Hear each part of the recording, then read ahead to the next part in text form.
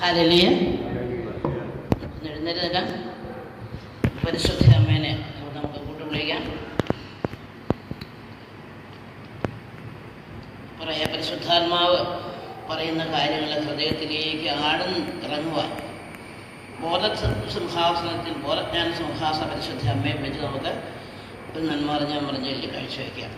ബോധജ്ഞാന സിംഹാസന പരിശുദ്ധ അമ്മയെ ഞങ്ങളുടെ ജ്ഞാനം കൊണ്ട് നിറയ്ക്കണമേ എന്ന് ഹൃദയത്തിൽ പ്രാർത്ഥിക്കുക. നന്മ നിറഞ്ഞ മറിയമേ സ്വസ്തി, കർത്താവ് അങ്ങയുടെ കൂടെ സ്ത്രീകളിൽ അങ്ങ് അനുഗ്രഹിക്കപ്പെട്ടവളാകുന്നു. അങ്ങയുടെ ഫലമായി ഈശോ അനുഗ്രഹിക്കപ്പെട്ടവനാകുന്നു. പാപികളായ ഞങ്ങൾക്ക് വേണ്ടി മരണ സമയത്തും പിതാവിനും പുത്രനും പരിശുദ്ധാത്മാവിന് സ്തുതി. ഇതിലെ പോലെ കണ്ണുകളൊന്ന് അടച്ച് നമ്മൾ ആരെയും പരിസരങ്ങളൊന്നും നമ്മളിപ്പോൾ ചിന്തിക്കുന്നില്ല. നമ്മൾ ഈ ഇന്നലെ മുതൽ ഇന്ന് നമ്മൾ വചനം കേട്ടുകൊണ്ടിരിക്കുകയായിരുന്നു. നമ്മുടെ ഹൃദയത്തിൽ ആരോടെങ്കിലും നമുക്ക് ക്ഷമിക്കാൻ സാധിക്കാത്ത ഏതെങ്കിലും വ്യക്തി ഇപ്പോഴും ഹൃദയത്തിൽ നിറഞ്ഞു നിൽക്കുന്നുണ്ടെങ്കിൽ അവരെ ഒന്ന് മനസ്സിൽ കാണുക. ഇടത്തും വലത്തും നിൽക്കുന്ന ആളിൽ ആ വ്യക്തിയെ കാണുക. ഞാൻ പറയാത്ത കാര്യങ്ങൾ, ഞാൻ ചിന്തിക്കാത്ത കാര്യങ്ങൾ, ഞാൻ മനസ്സിൽ പോലും ഓർക്കാത്ത എന്നെക്കുറിച്ച് പറഞ്ഞുണ്ടാക്കിയവർ, എന്നെ മാറ്റി നിർത്തിയവർ, എന്നെ തിരസ്കരിച്ചവർ, രഹസ്യവും പരസ്യവുമായി എനിക്കെതിരായിട്ട് തിന്മ പ്രവർത്തിച്ചവർ, ആരുമായി അവരെ ഹൃദയത്തിൽ കൊണ്ടുവന്ന് ഇടത്തും വലത്തും നിൽക്കുന്നവരെ അവരുടെ നിങ്ങളുടെ കണ്ണുകൾ തുറന്ന് അവരെ കണ്ട് അവരിൽ ഈശോയെ കണ്ടുകൊണ്ട് അവർക്ക് സ്തുതി കൊടുക്കുക. എങ്ങനെ കൊടുക്കണം? ഈശോ മിശിഹായിക്ക് സ്തുതിയായിരിക്കട്ടെ എന്ന് ഇരുവശത്ത് നിൽക്കുന്നവർക്ക് സ്തുതി കൊടുത്തുകൊണ്ട് നിങ്ങൾക്ക് ഇരിക്കാം.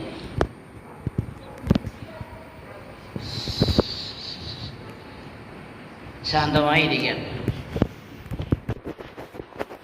പ്രിയപ്പെട്ടവരെ, ഞാൻ ഇന്നലെ കുറച്ച് പറഞ്ഞു വെച്ചായിരുന്നില്ലേ സകലം പറയാം. ഞാനൊരു ഹൈന്ദവ സമുദായത്തിൽപ്പെട്ട ആശാരിമാരാണ്. എനിക്ക് 4 മക്കളുണ്ട്, 3 പെൺകുഞ്ഞും 1 ആൺകുഞ്ഞും. എൻ്റെ ജീവിത പങ്കാളി മരിച്ചിട്ട് 10 വർഷം കഴിഞ്ഞു. 1993 ഞാൻ ആദ്യമായി യേശുവിനെ കാണുന്നത്.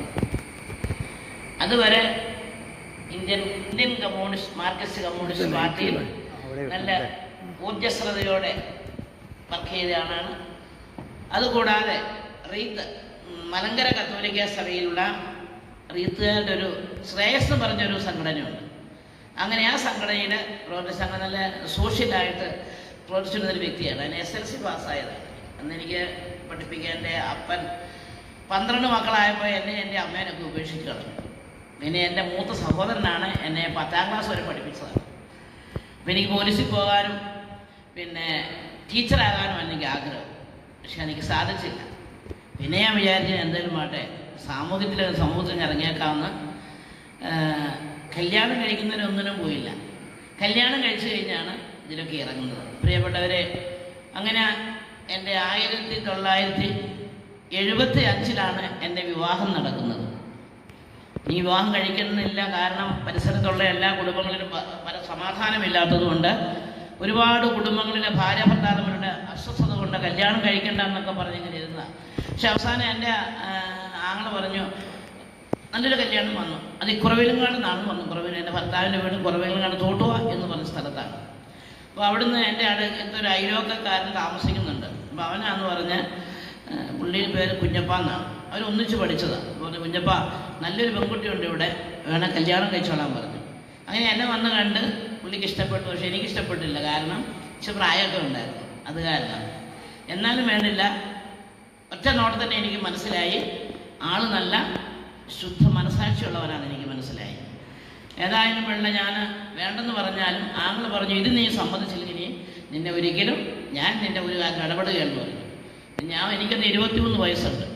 ഞാൻ പിന്നെ ചിന്തിച്ചു, ഈ 21 വയസ്സുവരെ കല്യാണം കഴിച്ചിട്ട് ആങ്ങളെയും മരിച്ച് അമ്മയും പോയി കഴിഞ്ഞാൽ എനിക്ക് ആരും ഉണ്ടാകുകയുള്ളൂ. അങ്ങനെ പിന്നെ ഞാൻ സംബന്ധിച്ച് കല്യാണം കഴിഞ്ഞു.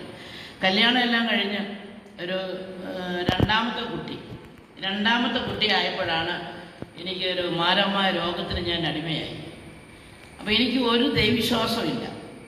അമ്പലത്തിൽ പോവുക, ഹൈന്ദവരാണെങ്കിലും സന്ധ്യാസമയത്ത് എൻ്റെ ആങ്ങൾക്ക് നിർബന്ധമുണ്ട് 5 മണിക്ക് കുളിച്ച് ഈറിനോടെ ഇരുന്ന് നാമം ജപിച്ചാൽ 9:30 വരെ ചെല്ലണം.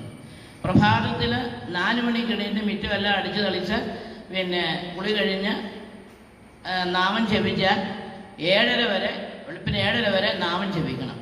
അത് ഈറിനോടെ ആയിരിക്കണം, നിർബന്ധമാണ്.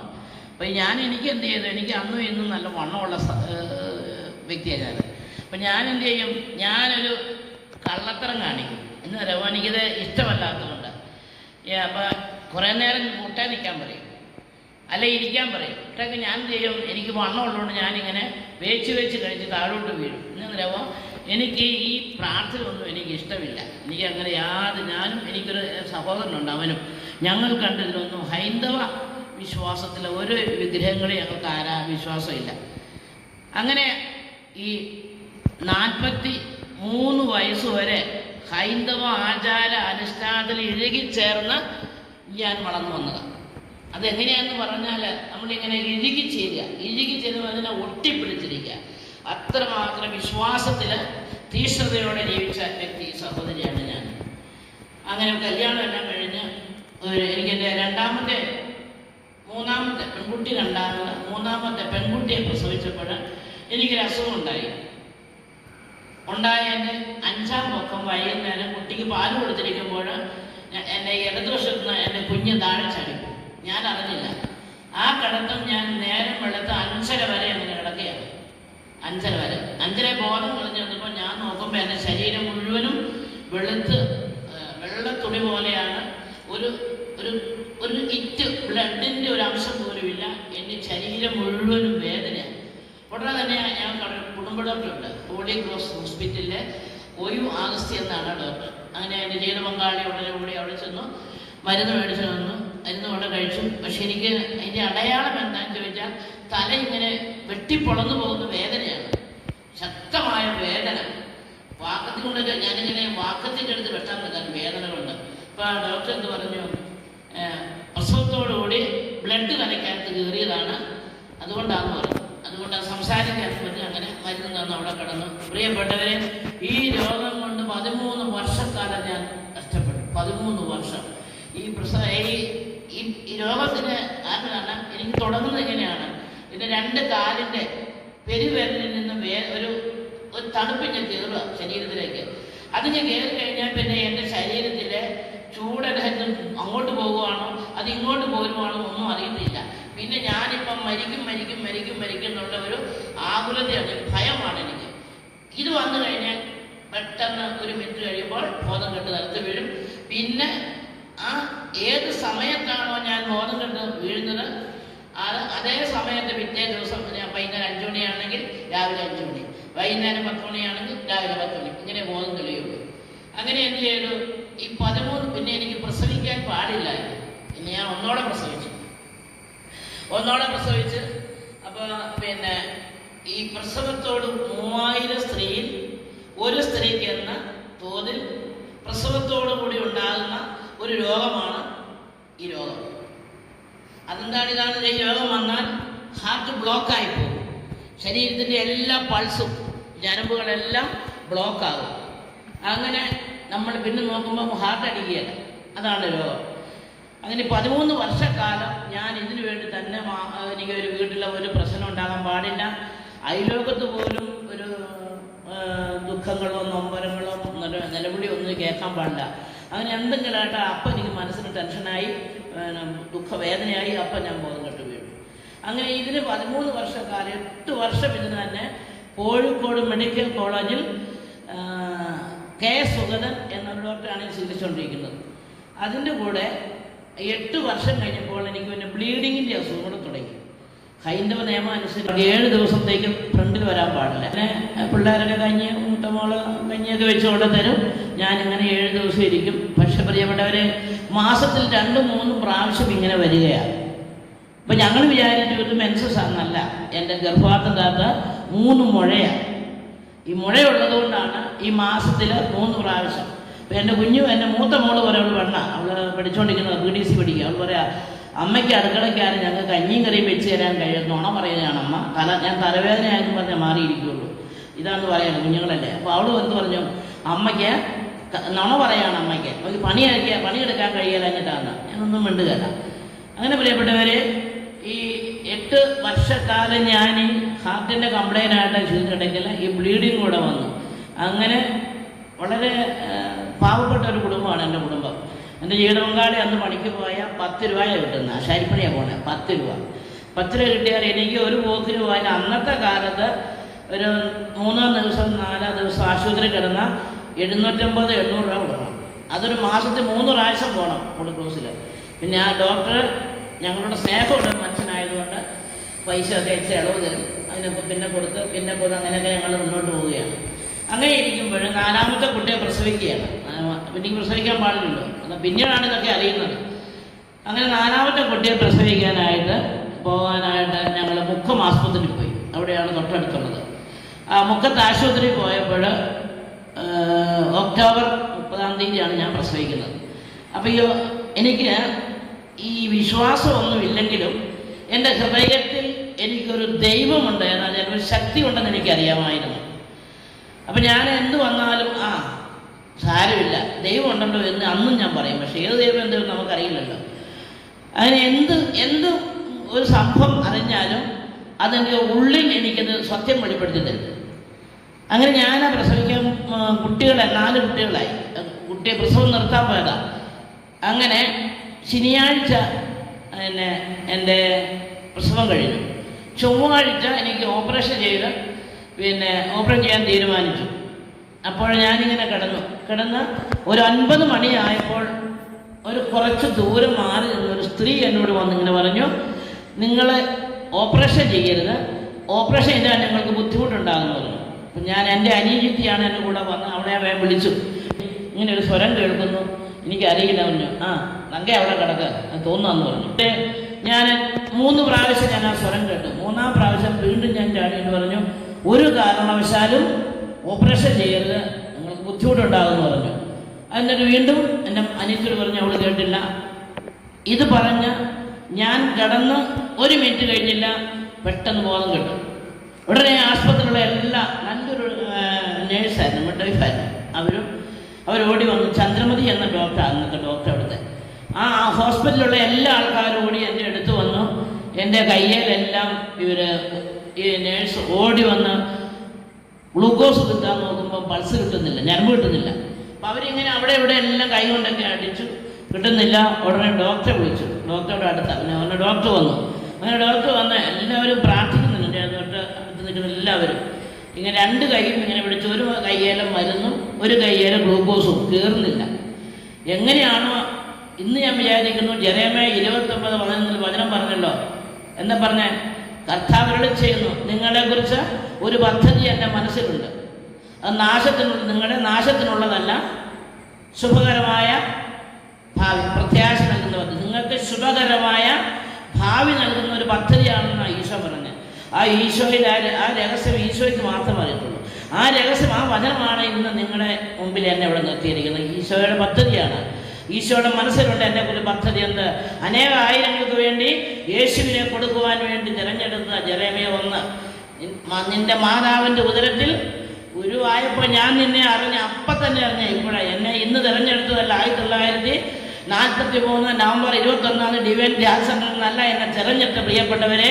ജെറമ്യാ 1:4 പറഞ്ഞു, നിന്റെ മാതാവിൻ്റെ ഉദരത്തിൽ ഉരുവായപ്പോഴാണ് ഞാൻ നിന്നെ അറിഞ്ഞു, നിന്നെ വിശുദ്ധീകരിച്ചു. അപ്പോൾ എനിക്ക് ജന്മം തരുന്ന മുൻപ് തന്നെ, ഞാൻ ഭൂമിയിൽ ജനിക്കുന്നതിന് മുമ്പ് തന്നെ ദൈവം എന്നെ വിശുദ്ധീകരിച്ചു.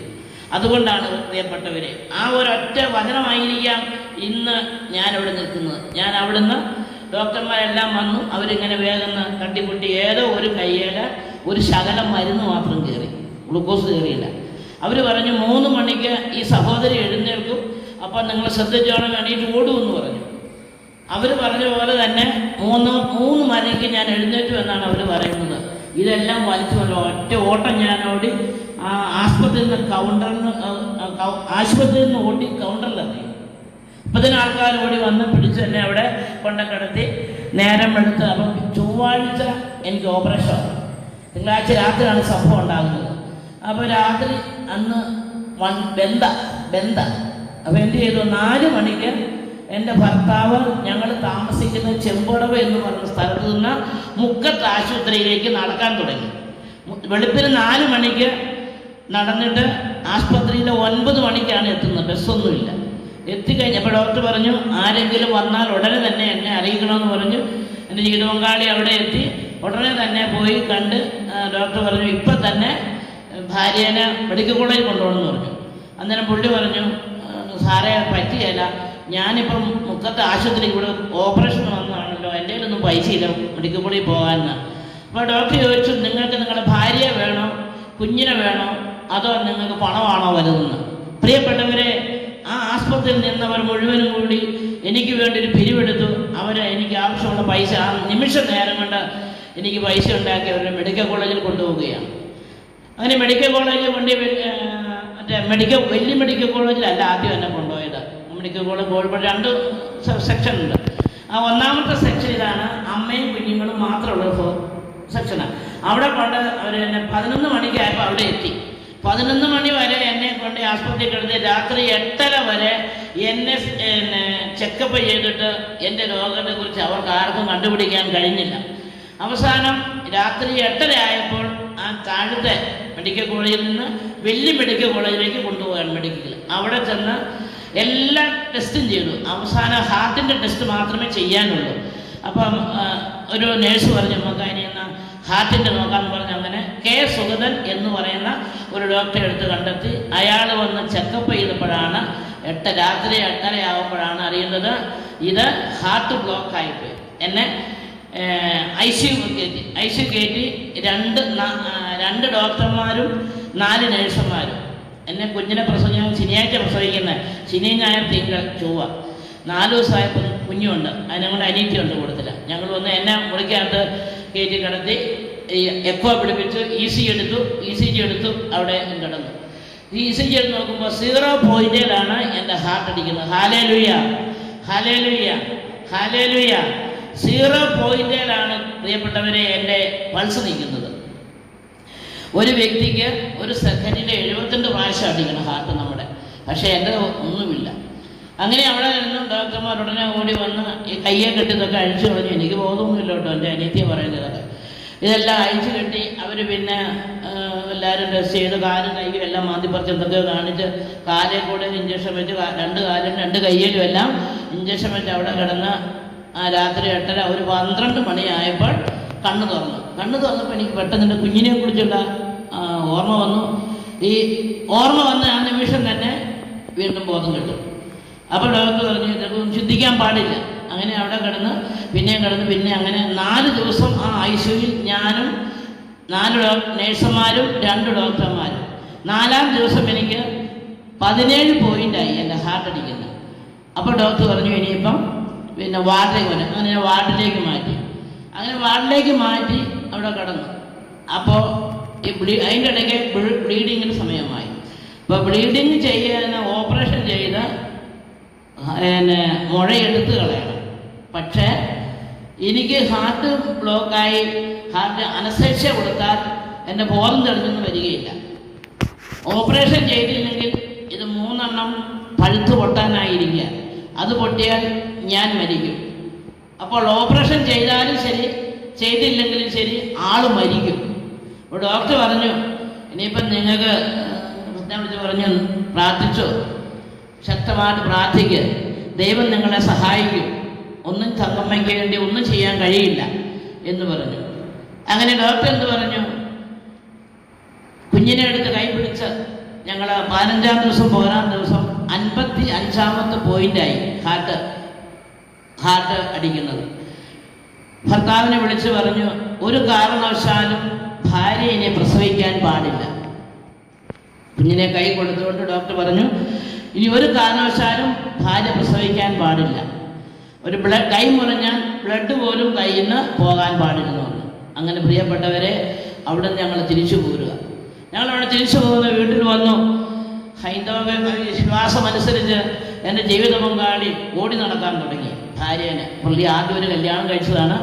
അതും ഇതുപോലെ ഗർഭപാത്രം മുഴയായിട്ട് മരിച്ചു പോയതാണ്. അപ്പോൾ ഭാര്യമാർ ഭയങ്കര സ്നേഹമാണ് ഭാര്യേനെ. അപ്പോൾ എനിക്കിങ്ങനെ വന്നു പുള്ളിക്ക് ഭയങ്കര അസ്വസ്ഥയായി. പുള്ളി ഓടി നടക്കാൻ തുടങ്ങി. അപ്പം ഞാനറിയാതെ പുള്ളിക്കറിയാം എനിക്ക് ഹൈന്ദവ വിശ്വാസത്തിന് വിശ്വാസം ഇല്ലെന്ന് പുള്ളിക്കറിയാം. അത് പുള്ളി എന്ത് ചെയ്തു, ഞാനറിയാതെ മന്ത്രവാദിലെടുത്ത് പോയി. മന്ത്രവാദിലെടുത്ത് ചെന്നപ്പോൾ അവർ പറഞ്ഞു ആളെ ഒന്ന് കൊണ്ടുവരണമെന്ന് പറഞ്ഞു.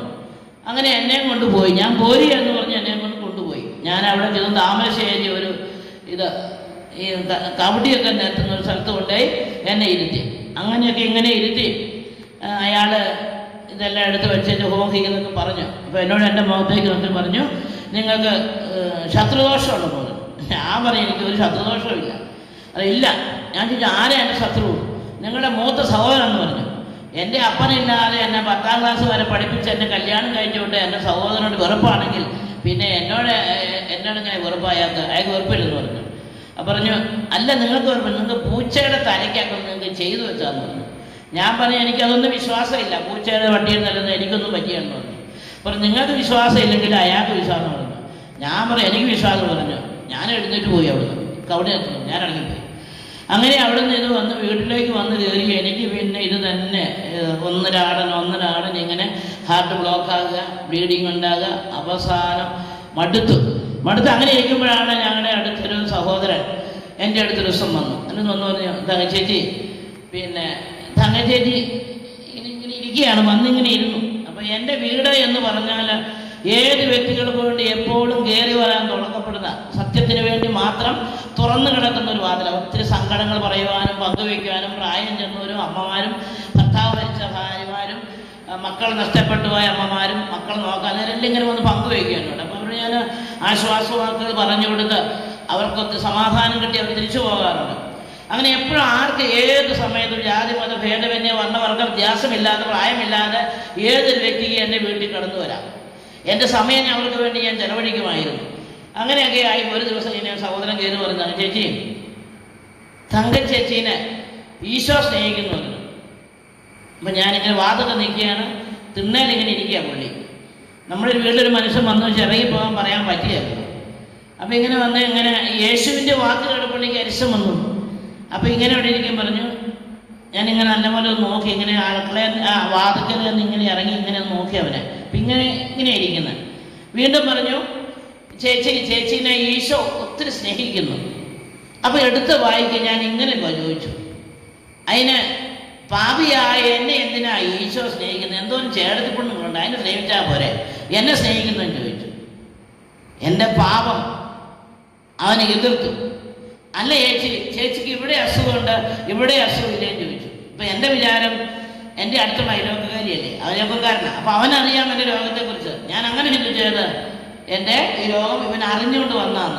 പിന്നീടാണ് എനിക്ക് മനസ്സിലായത് ഇത് പരിശുദ്ധാത്മാവ് വെളിപ്പെടുത്തി കൊടുത്തതാണ്. അങ്ങനെ അവനെന്ന് പറഞ്ഞു, ഞാൻ പറഞ്ഞാൽ എനിക്ക് രോഗമുണ്ട്, അതൊക്കെ എടുത്തു മാറ്റാൻ ഈശോ ആഗ്രഹിക്കുന്നു പറഞ്ഞു. അപ്പം ഞാൻ എടുത്തു വാങ്ങി. ഞാൻ 6 വർഷം പളനിക്ക് പോയി. 6 വർഷം ആണ്ടിയൂട്ട് കൊടുക്കുമെന്ന് പറയും. അതായത് അത് നമ്മളെ ഈ യോസേപ്പിതാവിന് 12 കുഞ്ഞ് കഴിഞ്ഞു കൊടുക്കുന്ന പോലെ ഒരു ആണ്ടിയൂട്ടുണ്ട്. ആണ്ടിയൂട്ടെന്ന് പറഞ്ഞാൽ 12 കുഞ്ഞുങ്ങൾക്ക് ചോറ് കൊടുക്കുന്ന. അങ്ങനെ 6 വർഷം ആണ്ടിയൂട്ട് നടത്തി ഞാൻ 6 വർഷം പളനിക്ക് പോയി. അപ്പം ഞാൻ പറഞ്ഞു 7 വർഷം പോയി കഴിയുമ്പോൾ എനിക്ക് സൗഖ്യം കിട്ടും, എനിക്ക് സൗഖ്യം കിട്ടുമെന്ന് പറഞ്ഞിട്ടുണ്ട്, അതുകൊണ്ടാന്ന് പറഞ്ഞു. എന്നിട്ട് ഇവനെടുത്ത് വായിക്ക് പറഞ്ഞു അതിനെ ചേച്ചി പൊക്കോ, എന്നും കുഴപ്പമില്ല, അതിനൊക്കെ പൊക്കോ. ഞാനിത് ഒഴിവാകാൻ വേണ്ടി പറഞ്ഞത്. കാരണം ഈ യേശുവിനെ കുറിച്ച് കേട്ടപ്പോഴുള്ള ക്രിസ്ത്യാനിമാരോടുള്ള വെറുപ്പ് കൊണ്ട് ഞാൻ പറഞ്ഞു അങ്ങനെ അതുകൊണ്ട് ഞാൻ ഇല്ലെന്ന് പറഞ്ഞു. ഉടനെ പറഞ്ഞു ഇല്ല ചേച്ചി അതിന് കുഴപ്പമില്ല. ഇവനങ്ങ് പോയി കുറേ കഴിഞ്ഞ് ഒരാഴ്ച വീണ്ടും വന്നു. ചേച്ചിയും ഞാൻ പറഞ്ഞല്ലോ ചേച്ചീനെ ഈശോ സ്നേഹിക്കുന്നു, ഈശോ സുഖപ്പെടുത്താൻ ആഗ്രഹിക്കുന്നു. അതുകൊണ്ട് ഞാൻ പറഞ്ഞു നീ എന്തിനാ ഇതൊന്നും എന്നോട് പറയണ്ട, ഇതൊക്കെ ചേട്ടന്മാർക്ക് ഈ ഹിന്ദുക്കളെല്ലാം ചേട്ടന്മാരാക്കാണ് ക്രിസ്ത്യാനികളുടെ പണിയാണ്. ഈ വാക്കും പറഞ്ഞ് എൻ്റെ വീട്ടിനകത്ത് കയറി ഇറങ്ങിപ്പോക്കോളാൻ പറഞ്ഞു. ഇവൻ പോയില്ല, അവിടെ ഇരുന്നു. വീണ്ടും അവൻ അവിടെ ഇരുന്നു. പിന്നെ പറഞ്ഞു ചേച്ചിക്ക് പൈസ ഒന്നുമില്ല. അപ്പം ഞാൻ എനിക്ക് പൈസയില്ല പോരാ പറഞ്ഞു. പൈസ ഒന്നും ചേച്ചി ഉണ്ടാക്കണ്ട, എന്തെന്നറിയുമോ ഇതൊന്നും ഇവനൊന്ന് ഒഴിവാക്കി വിടണം, അതിന് വേണ്ടി. ഞാൻ പറഞ്ഞു എനിക്ക് പൈസ ഇല്ല, അതുകൊണ്ട് നീ വരണ്ടെന്ന് പറഞ്ഞു. പൈസയൊക്കെ ഞങ്ങൾ ഉണ്ടാക്കിക്കോളാന്ന് പറഞ്ഞു. അപ്പം ഞാൻ പറഞ്ഞു എനിക്ക് ഡ്രസ്സില്ലെന്ന് പറഞ്ഞു. ആ ഡ്രസ്സൊക്കെ ഞാൻ ഉണ്ടാകുന്നു. ഒരു ഒഴിവഴി പറഞ്ഞിട്ടും ഇവൻ എന്നെ സമ്മതിക്കുന്നില്ല. പ്രിയപ്പെട്ടവരെ, ഇതിന് കാരണമുണ്ട്. ഞങ്ങൾക്ക് അവിടെ ജീരകപ്പാറ എന്ന് പറയുന്ന ഒരു 300 ഏക്കർ സ്ഥലമുണ്ട്. അത് 2 ഹാജിമാർ കാശ് കൊടുത്ത് മേടിച്ചത് മരം വെട്ടി മാറ്റാൻ. അപ്പോൾ അന്ന് ഞങ്ങളുടെ വികാരിയച്ഛൻ മാത്യു തകടിയരച്ഛൻ ആ മരം മുറിച്ചു പോയാൽ ആ പ്രദേശം മുഴുവൻ വരണ്ടു പോകും, ഞങ്ങൾക്ക് വെള്ളമൊന്നും ഉണ്ടാകില്ല. അതുകൊണ്ട് അച്ഛൻ പറഞ്ഞു നമുക്ക് സമരത്തിൽ ഇറങ്ങണമെന്ന് പറഞ്ഞു. അങ്ങനെ പ്രിയപ്പെട്ടവരെ ഞങ്ങൾ 3000 സഹോദരങ്ങൾ അതിന് സമരത്തിനിറങ്ങി. ചെമ്പോട് ജീരകപ്പാറ മുതൽ ചെറിയ വണ്ടിയിൽ പിന്നെ ഞങ്ങൾ താമരശ്ശേരി റേഞ്ച് ഓഫീസിലേക്ക് ഞങ്ങൾ പോവുകയാണ്, സമരത്തിന് പോവുക. അപ്പം ഞാൻ എൻ്റെ യോഗമൊന്നും ഞാൻ നോക്കില്ല, എല്ലാ പരിപാടിക്കും ഞാൻ പോവുക, എല്ലാത്തിനും പോകും. അപ്പം ഞങ്ങൾ അവിടെ നിന്ന് കയറി. അപ്പം ഞാൻ ഈ വിശ്വാസത്തിലേക്ക് വന്നിട്ടുണ്ടല്ലോ, കാരണം സമൂഹത്തിൽ നടക്കുന്നത് കൊണ്ട് അച്ഛനെല്ലാം അവിടെ നിന്ന്. അങ്ങനെ ഞങ്ങൾ പോയി അവിടെ നിന്ന് മുദ്രാവാക്യം പറഞ്ഞ് താമരശ്ശേരി വരെ ചെന്ന് കഴിഞ്ഞപ്പോൾ അച്ഛനെ വിളിച്ചു, തങ്കച്ചേച്ചി 2 വാക്ക് സംസാരിക്കാൻ പറഞ്ഞു. ഞാൻ പറഞ്ഞു എൻ്റെ അച്ഛ ഈ 8 മണി മുതൽ ഈ 12 മണി വരെ എനിക്ക് ഒച്ചയില്ല, ഞാൻ എന്നാ പറയാൻ ചോദിച്ചു. 3000 സ്ത്രീക്ക് ഒരാൾക്ക് എന്ന പോലെ ഒരു പ്രതിനിധിയായി തങ്കച്ചേച്ചി 2 വാക്ക് പറയാൻ പറഞ്ഞു. തങ്കച്ചേച്ചി കയറി നാളാൻ പറഞ്ഞു. പ്രിയപ്പെട്ടവരെ, ഞാൻ അവരെ കയറി നിന്നത് മാത്രം എനിക്കറിയാം, എൻ്റെ ഒച്ച എതിരെ പോയെന്ന് എനിക്കറിയില്ല. 2.5 മണിക്കൂർ സംസാരിച്ചു. Hallelujah, hallelujah. അവസാനം ഞങ്ങൾ അവിടെ നിന്ന് ഇറങ്ങി. അപ്പോൾ എന്നെ യേശുവു കാണിച്ചു, ഈ സഹോദരൻ കാണിച്ചു, നീ അവനെ ചെവി കേൾക്കില്ല. ഈശോ പറഞ്ഞു, ആ സ്ത്രീക്ക് വേണ്ടി നീ പ്രാർത്ഥിക്കരുത്, നിനക്ക് വേണ്ടി ഞാൻ അവളെ നിനക്ക് തരാം. അഹറോൻ മോശയ്ക്ക് അഹറോനെ കൊടുത്തതുപോലെ നിനക്ക് തരാവുന്നു. അവനെന്ത് ചെയ്തു? അവനും സഹോദരനും കൂടി നെല്ലിപ്പോയിൽ എന്ന് പറഞ്ഞ പള്ളിയിൽ പോയി 2 മാസം എനിക്ക് വേണ്ടി പ്രാർത്ഥിച്ചു, എനിക്ക് വേണ്ടി. അങ്ങനെ ഈശോ പറഞ്ഞു കൊടുത്തു. അവൻ വേറെ സഹോദരൻ 2 മാസം ഉപവസിച്ച് എനിക്ക് വേണ്ടി പ്രാർത്ഥിച്ചിട്ടാണ് അവസാനം ഇവൻ ഒഴിവാകുന്നില്ല. ആര്? ജോളി എന്ന് പറയാ ഒഴിവാകുന്നില്ല. ഞാൻ മടുത്തു. ഞാൻ പറഞ്ഞു, ഒരു കാര്യം ചെയ്യാം, നീ വീട്ടിൽ പോകും. ഇന്ന് എൻ്റെ ജീവിത പങ്കാളി വൈകുന്നേരം വന്നിട്ട് ചോദിക്കട്ടെ മക്കളോടൊക്കെ, എന്നിട്ട് ഞാൻ തീരുമാനിക്കാമെന്ന് പറഞ്ഞു. പ്രിയപ്പെട്ടവരെ, വൈകുന്നേരം പുള്ളി വന്നു. അപ്പം ഞങ്ങൾ കഞ്ഞിയെല്ലാം കുടിച്ചു കഴിഞ്ഞാൽ ഒരു 4 മക്കളെ ഇരുത്തി അപ്പനും അമ്മയും ഇരുന്ന് ഞങ്ങൾ സംസാരിക്കും. ഇവർ പോയ സ്കൂളിലെ കാര്യങ്ങളൊക്കെ ചോദിച്ച്, നിങ്ങൾ എന്തായിരുന്നു ക്ലാസ്, ഇങ്ങനെ അധ്യാപകരുണ്ട്, പിള്ളേർ, ഞങ്ങളെല്ലാം ചോദിച്ച് മനസ്സിലാക്കുവരോടൊക്കെ എല്ലാം പറഞ്ഞു കൊടുക്കും. ഇതെല്ലാം കഴിഞ്ഞപ്പോൾ ഞാൻ പറഞ്ഞു, ഇങ്ങനെ ജോലി വന്നായിരുന്നു, എന്നാ ചെയ്യേണ്ടതെന്ന് ചോദിച്ചു. ഞാനത്തിന് പോകാൻ പറഞ്ഞു, എന്നാ ചെയ്യേണ്ടതെന്ന് ചോദിച്ചു. അപ്പോൾ എൻ്റെ മകൻ പറഞ്ഞു, 10ാം ക്ലാസ്സിലാണ് പഠിക്കുന്നത്. അവൻ പറഞ്ഞു, അതിനിപ്പോൾ എന്നാ അമ്മ പോയി ഞാനും കൂടെ ഏത് മതമായിരുന്ന നമുക്ക് രോഗം മാറിയാൽ മതിയല്ലേ എന്ന് പറഞ്ഞു. ഉടനെ പുള്ളി പറഞ്ഞു, എന്നാ നീ പോ എന്ന് പറഞ്ഞു. പ്രിയപ്പെട്ടവരെ, അങ്ങനെ ഈ 1993 നവംബർ 22-ാം തീയതി നരിക്കുനി ഹോസ്പിറ്റലിൽ എനിക്ക് ഓപ്പറേഷൻ ചെയ്യാൻ ഞാനും എൻ്റെ ഭർത്താവും ആരും അറിയാതെ തീരുമാനിച്ചു, മക്കളറിയാതെ, ആരും അറിയാതെ. അപ്പോൾ ഡോക്ടർ പറഞ്ഞു, ബ്ലഡ് പോകാൻ പാടില്ലല്ലോ, അപ്പോൾ വേറെ എന്താ പരിപാടി, അകത്തിട്ട് കണ്ടീഷനൊക്കെ എടുത്ത് കളയാം എന്നൊക്കെ പറഞ്ഞ്. പക്ഷേ എൻ്റെ മൂത്ത മോൾ അറിഞ്ഞത് എങ്ങനെ, അവൾ പറഞ്ഞു ഓപ്പറേഷൻ ചെയ്യാൻ പറ്റിയ രക്ഷാന്ന് പറഞ്ഞു. അങ്ങനെ ചെയ്തില്ല. അങ്ങനെ ഞങ്ങളെ 93 നവംബർ 22-ാം തീയതി ഓപ്പറേഷൻ തീരുമാനിച്ചു. ഞാൻ 21-ാം തീയതി ഞങ്ങൾ 52 പേര് ഡിവൈൻ ക്യാൻസറിലേക്ക് വന്നു. ഒരു ബസ്സിനാണ് ഞങ്ങളെ അന്ന് കൊണ്ടുവന്നത്. ഞങ്ങളെ ഡിവൈനിൽ നിന്ന് 52 പേരെ കൊണ്ടാണ് അവർ ഞങ്ങളെ കൊണ്ടുപോകുന്നത്. അങ്ങനെ പ്രിയപ്പെട്ടവരെ, ഞാൻ എന്ത് ചെയ്തു, ഞാൻ ഈ ഭർത്താവിൻ്റെ കൂടെ ആയതുകൊണ്ട് ഭർത്താവിൻ്റെ കഞ്ഞി കുടിക്കണം, അനുസരിക്കണമല്ലോ. അതുകൊണ്ട് 3-4 പുസ്തകമൊക്കെ ഉണ്ടായിരുന്നു, ഈ ദോറ്റാനികരയിലൊക്കെ. അതൊക്കെ എടുത്ത് കൈ പിടിച്ച് ഇങ്ങനെ വെച്ച് ഞാൻ വീട്ടിൽ വന്ന് കയറി. അന്ന് 6800 പേര് ധ്യാനിച്ചിരിക്കുന്ന സമയമാണ് അവിടെ ഓരക്ഷണ്ട. വന്ന് കൗണ്ടർ ഇത് കയറിയപ്പോൾ തന്നെ എനിക്ക് തോന്നി, അയ്യോ ഇത് പോരേണ്ട ആവശ്യമില്ലായിരുന്നു, ഇത് ഭയങ്കര കുഴപ്പമായല്ലോ എന്നിങ്ങനെ ചിന്തിച്ചു. പ്രിയപ്പെട്ടവരെ, അവിടെ കയറി വന്നിരുന്ന് 12ാമത്തെ സെക്ടറിൽ 2ാമത്തെ ആളായിട്ടാണ് ഞാനിരുന്നത്.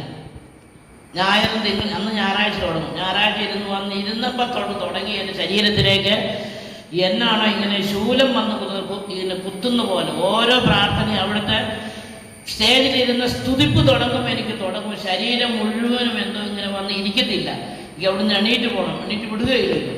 അപ്പോൾ ഇടയ്ക്ക് ഞാൻ എന്നെ കൊണ്ടുവന്നോട് ഞാൻ പറഞ്ഞു, മര്യാദയ്ക്ക് എന്നെ വീട്ടിൽ കൊണ്ടുവിട്ടിട്ട് ഞാൻ ഈ മതിലിയാടുമെന്ന് പറഞ്ഞു. മര്യാദയ്ക്ക് എന്നെ വീട്ടിൽ കൊണ്ട് വിട്ടു. അതാണ് ഇപ്പം മതിലാണ് പറഞ്ഞു. അവരോടി പലകരസിൻ്റെ അടുത്ത് ചെന്നു.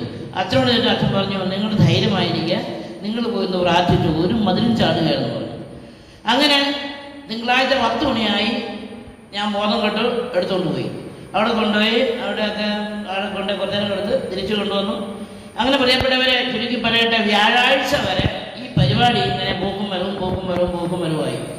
അതിന് വ്യാഴാഴ്ച ഉപവാസ ദിവസം, വ്യാഴാഴ്ച ദിവസം 3 മണിക്ക് ആരാധനയുണ്ട്. ഞാൻ ഈ വ്യാഴാഴ്ച വരെയോ ഒരക്ഷരം യേശു എന്ന് പറയുകയോ അവിടെ ശ്രദ്ധിക്കുകയോ ഇല്ല. ഒരു ബുക്ക് എടുത്തിട്ട് ഇങ്ങനെ അതിലിങ്ങനെ കുത്തി വരച്ചിരിക്കുക.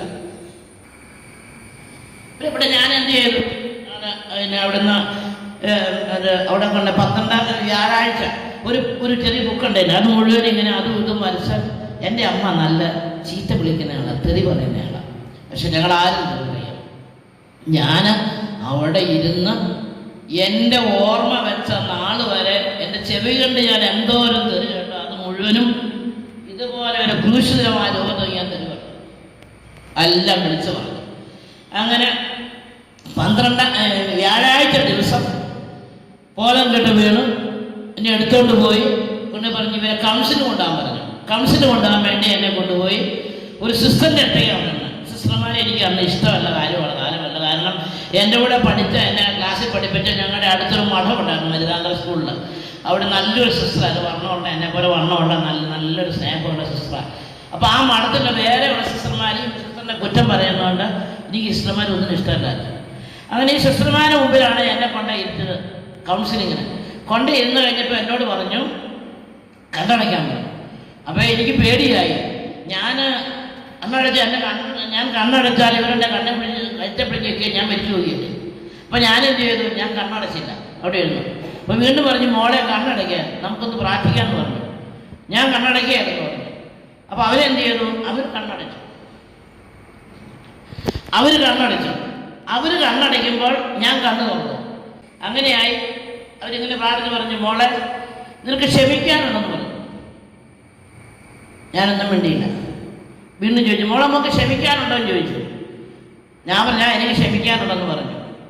എന്നാൽ നിങ്ങൾ ക്ഷമിക്കണമെന്ന് പറഞ്ഞു. ഞാനിങ്ങനെ കണ്ണു തുറന്നവരെ നോക്കിയിട്ട് പറഞ്ഞു ഞാൻ ക്ഷമിക്കാമെന്ന് പറഞ്ഞു. വീണ്ടും പറഞ്ഞു മോള് ക്ഷമിക്കാമെന്ന് പറഞ്ഞു. ഞാൻ പറഞ്ഞു നിങ്ങൾ പറഞ്ഞു ഞാൻ ക്ഷമിക്കുകയാണെന്ന് പറഞ്ഞു. ഞാനല്ല പറഞ്ഞത്, കർത്താവാന്ന് പറഞ്ഞു. ഞാൻ പറഞ്ഞ കർത്താവല്ല, ആര് പറഞ്ഞാലും ഞാൻ ക്ഷമിക്കുകയാണെന്ന് പറഞ്ഞു. അത് പറഞ്ഞു എന്നാൽ നിങ്ങൾക്ക് രോഗശാന്തി കിട്ടുമോ? ഞാൻ എനിക്ക് രോഗശാന്തി വേണമെന്ന് പറഞ്ഞു. ഞാൻ ഇറങ്ങിപ്പോയി. പ്രിയപ്പെട്ടവരെ, എൻ്റെ അപ്പനില്ലാതെ എൻ്റെ ആങ്ങള സഹോദരൻ എന്നെ 10-ാം ക്ലാസ് വരെ പഠിപ്പിച്ച് കല്യാണം കഴിച്ചൊക്കെ വിട്ടതാണ്. അപ്പോൾ ആ സഹോദരന് ഗൾഫിൽ പോകണമെന്ന് പറഞ്ഞപ്പം പൈസയില്ല. അപ്പം എൻ്റെ അമ്മ വന്ന് പറഞ്ഞു, എടി തങ്കച്ചൻ ഇങ്ങനെ 4 പ്രാവശ്യം പണം കൊടുത്തു ഗൾഫിൽ പോകാൻ, 4 പ്രാവശ്യം പോകാൻ പറ്റിയില്ല, അവൻ തൂങ്ങിച്ചാകാൻ പോകുന്നത്. അപ്പം ഞാൻ പറഞ്ഞു വേണ്ടമ്മേ, കാരണം എൻ്റെ ലക്ഷ്യം സഹോദരനല്ലേ. ഞാൻ പറഞ്ഞു വേണ്ട. അപ്പം ഞാൻ എൻ്റെ ജീവിത പങ്കാളി ഞാൻ പറഞ്ഞു ഇങ്ങനെയൊരു വാർത്ത ഒന്നും ചെയ്യണേ. അപ്പോൾ പറഞ്ഞു നമുക്കെന്നാൽ ഈ സ്ഥലം വിറ്റിട്ട് ഇവിടെ കൊടുക്കാമെന്ന് പറഞ്ഞു. അന്ന് ആ രാത്രി തന്നെ ഞങ്ങൾ 15 സ്ഥലമുണ്ട്. ആ സ്ഥലം 12,500 രൂപയ്ക്ക് വിറ്റു. നേരം വെളുത്ത് ഓടി അമ്മയുടെ അടുത്ത് പറഞ്ഞു അമ്മേ ഞങ്ങൾ പാപ്പേനെ വിളിക്കുന്നു, എൻ്റെ ആങ്ങളേനെ, പാപ്പയോട് പൊക്കോളം പറ, പൈസ തരാമെന്ന് പറഞ്ഞു. അങ്ങനെ 8,000 രൂപ സ്ഥലം വിറ്റ് എൻ്റെ ആങ്ങൾക്ക് ഗൾഫിൽ പോകാൻ കൊടുത്തു. അപ്പം വീട്ടിൽ വന്നിങ്ങനെ എഗ്രിമെൻ്റ് എഴുതിയപ്പം പറഞ്ഞു എന്നാൽ ഒരു കാര്യം ചെയ്യണം, ഒരു 8 മാസത്തെ അവധി വയ്ക്കാൻ പറഞ്ഞു. ഞാൻ പറഞ്ഞു 8 മാസം അവധി വേണ്ട, 1 വർഷം അവധി വയ്ക്കാൻ പറഞ്ഞു. ഈ 1 വർഷത്തെ അവധിക്ക് 8,000 രൂപ എൻ്റെ സഹോദരന് കൊടുക്കുകയാണ്. 15 സ്ഥലം കിടപ്പാടം വിട്ടിട്ടാണെന്ന് വിചാരിക്കണം. അപ്പം എൻ്റെ ഇപ്പോഴത്തെ 40 വയസ്സായ കുഞ്ഞിന് 2.5 വയസ്സുണ്ട്. ആങ്ങളെ ആ പൈസ മേടിച്ചുകൊണ്ട് പോയി. പ്രിയപ്പെട്ടവരെ, 1 വർഷത്തിന് പറഞ്ഞിട്ട് 5 വർഷം കഴിഞ്ഞാണ് ആ പൈസ ഞങ്ങൾക്ക് തരുന്നത്. അങ്ങനെ 16 കത്ത് വന്നു. ആങ്ങളെ ഗൾഫിൽ പോയി കഴിഞ്ഞു. 16 കഴിഞ്ഞ് 17-ാമത്തെ ഒരു കത്തിൽ ഇങ്ങനെ എഴുതി വന്നു, നീ എനിക്ക് ഉപകാരം ഒന്നും ചെയ്തെങ്കിൽ ഉത്തരം ചെയ്യരുത് എന്ന് പറഞ്ഞു. അന്നേരം എൻ്റെ 8,000 രൂപ അവൻ്റെ കയ്യിൽ കിടക്കുക. അവർ കഞ്ഞിയെ പിടിക്കുന്നത് കൊണ്ടാണ്. ഞങ്ങൾ കിടക്കുന്ന എവിടെയെന്നറിയാമോ? വാടകയ്ക്കാണ് കിടക്കുന്നത്. ഞങ്ങളൊന്നും വേണ്ട. പിന്നെ ഞങ്ങളൊരു കത്ത് വായിച്ചില്ല, ഒരു കത്ത് വിട്ടില്ല. അങ്ങനെ അത് കഴിഞ്ഞ് 2 വർഷം കഴിഞ്ഞ് ആങ്ങളെ വന്നു കഴിഞ്ഞപ്പോൾ ഒരു ഇത്രയും നീളത്തിൽ ഒരു പൊതിക്കെട്ട് കൊടുത്തു വിട്ടു മകൻ്റെ വീട്ടിലേക്ക്. ഇപ്പം കൊണ്ടുവിട്ട് എൻ്റെ ജീവിത പങ്കാളി കുളിയും കഴിഞ്ഞ് വന്ന് നാമം ചോദിക്കാൻ എനിക്ക് സമയത്താണ്. ഇവിടെ ഇതെന്നാ മോനെ ചോദിച്ചു. ഇത് അച്ഛൻ തന്നുകൊണ്ടാണ്. എന്നാ ചോദിച്ചു. എന്നാന്നറിയുന്നു. ഞാൻ ഇത് മോൻ കൊണ്ടുപോയിക്കോ, ഇത് വേണ്ട, കാരണം ഇത് ഞാൻ മേടിച്ചാൽ എൻ്റെ അച്ഛന് ദോഷമായിരിക്കും, അതുകൊണ്ട് അത് കൊണ്ടുപോകാൻ പറഞ്ഞു. ഉടനെ എൻ്റെ മോള് വന്ന് പറഞ്ഞു, അച്ഛൻ അമ്മാവനോട് എന്തെങ്കിലും പറയാനുണ്ടെങ്കിൽ അത് അമ്മാവനോട് നേരിട്ട് എന്ന് പറ, അവനോടൊന്നും പറയരുത് പറഞ്ഞു. പ്രിയപ്പെട്ടവരെ, ഈ സാധനം കൊടുത്ത് ആ കുഞ്ഞ് രാത്രി ഇറങ്ങി അവിടുന്ന് പോയി. പിറ്റേ ദിവസം രാവിലെ ഞങ്ങൾ രണ്ടുപേരും കൂടെ എൻ്റെ ആങ്ങളെ വീട്ടിലേക്ക് ചെന്നു. അപ്പോൾ എനിക്കറിയാം, ഞാൻ വീട്ടിൽ കയറിയില്ല, ഞാൻ മുറ്റത്ത് നിന്നു. മുറ്റത്ത് എനിക്ക് ഇറങ്ങിപ്പോകാൻ എന്നോട് പറയുമെന്ന് എനിക്കറിയാം. അതുകൊണ്ട് ഞാൻ എന്ത് ചെയ്തു, ഞാൻ മുറ്റത്ത് നിന്ന് പുള്ളി കയറി തിണ്ണായിരുന്നു ഇരുന്ന് കഴിഞ്ഞപ്പം എന്നാ പിന്നെപ്പാന്ന് പറഞ്ഞു, ഇത് ഇന്നലെ അടിയാൻ കൊടുത്തോട്ട് സാധനമാണിത്, തിരിച്ചു വന്നു, അത് ഞങ്ങൾക്ക് വേണ്ടെന്ന് പറഞ്ഞു. എന്നാ അത് ഇത് വേണ്ട ഞങ്ങൾക്ക്, അതെന്നാ എന്ന് പറഞ്ഞു. അത് ഞങ്ങൾക്ക് വേണ്ടാഞ്ഞിട്ടാന്ന് പറഞ്ഞു. അയ്യൻ 16 കത്ത് ഞങ്ങൾക്ക് എഴുതി. അത് 17 എഴുതി, നിങ്ങൾ ഞങ്ങളെ ഉപകാരം ഒന്നും ചെയ്തിട്ടില്ല, നിങ്ങൾ ഉപദ്രവിക്കരുത് പറഞ്ഞു. എന്ത് ഉത്തരവാണ് ഞങ്ങൾ ചെയ്തതെന്ന് ചോദിച്ചു. അന്നേരം എടുത്ത് വായിക്കാൻ പറഞ്ഞു, അതിലെന്തെങ്കിലും കാര്യമുണ്ടാകുന്നു. എന്താണ്, സ്വന്തം ഭാര്യ നുണ പറഞ്ഞ് എഴുതി അയച്ചിട്ടാണ് ഇങ്ങനെ വന്നത്. അങ്ങനെ അപ്പം ഞാൻ വിട്ടുകൊടുത്തില്ല. ഉടനെ ഞാൻ ചോദിച്ചു, കാര്യം പറയാൻ പറഞ്ഞു. അന്ന് വരെ മുഖത്ത് നോക്കി ഒരു അക്ഷരം പോലും പറയാത്ത അത്ര പ്രായമുള്ള എൻ്റെ സഹോദരൻ വന്നത് നോക്കാൻ നമ്മൾ പേടിച്ച് ഞങ്ങളുടെ വളരെ ബഹുമാനത്തോടെ നോക്കുന്ന ഒരു സഹോദരൻ. ഉടനെ എടുത്ത് വായിക്കുക. എൻ്റെ അമ്മയുണ്ട് അവിടെ, എൻ്റെ അമ്മയുടെ ആങ്ങളുണ്ട് അവിടെ. ഇവളിങ്ങനെ എൻ്റെ നാത്തൂനാല് അടുക്കളയ്ക്കകത്ത് ഇങ്ങനെ ഇറങ്ങി വന്ന് ചാടിയാടി പറഞ്ഞു വെളുപ്പിൽ 6 മണിക്കാണ്. ഉടനെ പറയാം, നേരം എടുത്ത് വലിഞ്ഞു കയറി നുണയും പറഞ്ഞ ഇറങ്ങടി പട്ടി എന്ന് പറഞ്ഞു. ഞാനങ്ങ് ചിരിച്ചു. ഉടനെ ഞാൻ ഒറ്റ ചിരി അങ്ങ് ചിരിച്ചു. ഉടനെ ഞാൻ ചോദിച്ചു, പട്ടിയല്ലേ ചോദിച്ചു. ഞാൻ പറയാം, ശരി, ഞാൻ പട്ടിയാണ്, ഞാൻ ഇതാ 1ാമത്തെ കൊടിയപ്പെട്ടി നിൽക്കുന്നു, ഞാൻ 6ാമത്തെ കുടിശപ്പെട്ടിയാണ്, പിടിക്കടി നിന്റെ കെട്ടിയവനെ 10 പ്രാവശ്യം എന്ന് പറഞ്ഞു. ഇത് പറഞ്ഞു തീരുന്നില്ല. ആങ്ങളവൻ ഒറ്റ അടി കൊടുത്തു. നാത്തൂനാരെ കരണം കുറ്റിക്കില്ല. ഞാൻ പറഞ്ഞു, പെണ്ണുങ്ങളെ നിലയ്ക്ക് നിർത്തണം, ഭാര്യയാണെന്ന് വിചാരിച്ചുകൊണ്ട് നിർത്തണം എന്ന് പറഞ്ഞു. അടിച്ചിട്ട് കാര്യമില്ലെന്ന് പറഞ്ഞു. ഞാൻ ഇത്രയും പറഞ്ഞു, ഈ ഫോറിൻ പണവും ഫോറിൻ തുണിയൊക്കെ ഒരു പരിധി വരെ ഉണ്ടാവുള്ളൂ. പക്ഷേ സത്യത്തിനെന്നും 16 വയസ്സാണ്. അതുകൊണ്ട് നിങ്ങളെ ഒന്നും ഞങ്ങൾക്ക് വേണ്ട. സത്യം ഒരു കാലത്ത് പുറത്തു വരും, അന്ന് സത്യം നമ്മൾ തിരിച്ചറിയാൻ ചെയ്യും. ഞാൻ മരിച്ച് മണ്ണോട് മണ്ണായാലും എൻ്റെ കുഴിമാടത്തിങ്കൽ കുരുപ്പ കുത്തിയാലും നിന്നോട് ഞാൻ ക്ഷമിക്കുന്ന കാര്യമില്ലെന്ന് പറഞ്ഞ് ഞാൻ അവിടുന്ന് ഇറങ്ങി. അന്ന് മുതൽ എനിക്കറിയത്തില്ല എൻ്റെ സഹോദരനോട് എത്രമാത്രം വെറുപ്പുണ്ടെന്ന് എനിക്ക് പറയാൻ പറ്റിയില്ല.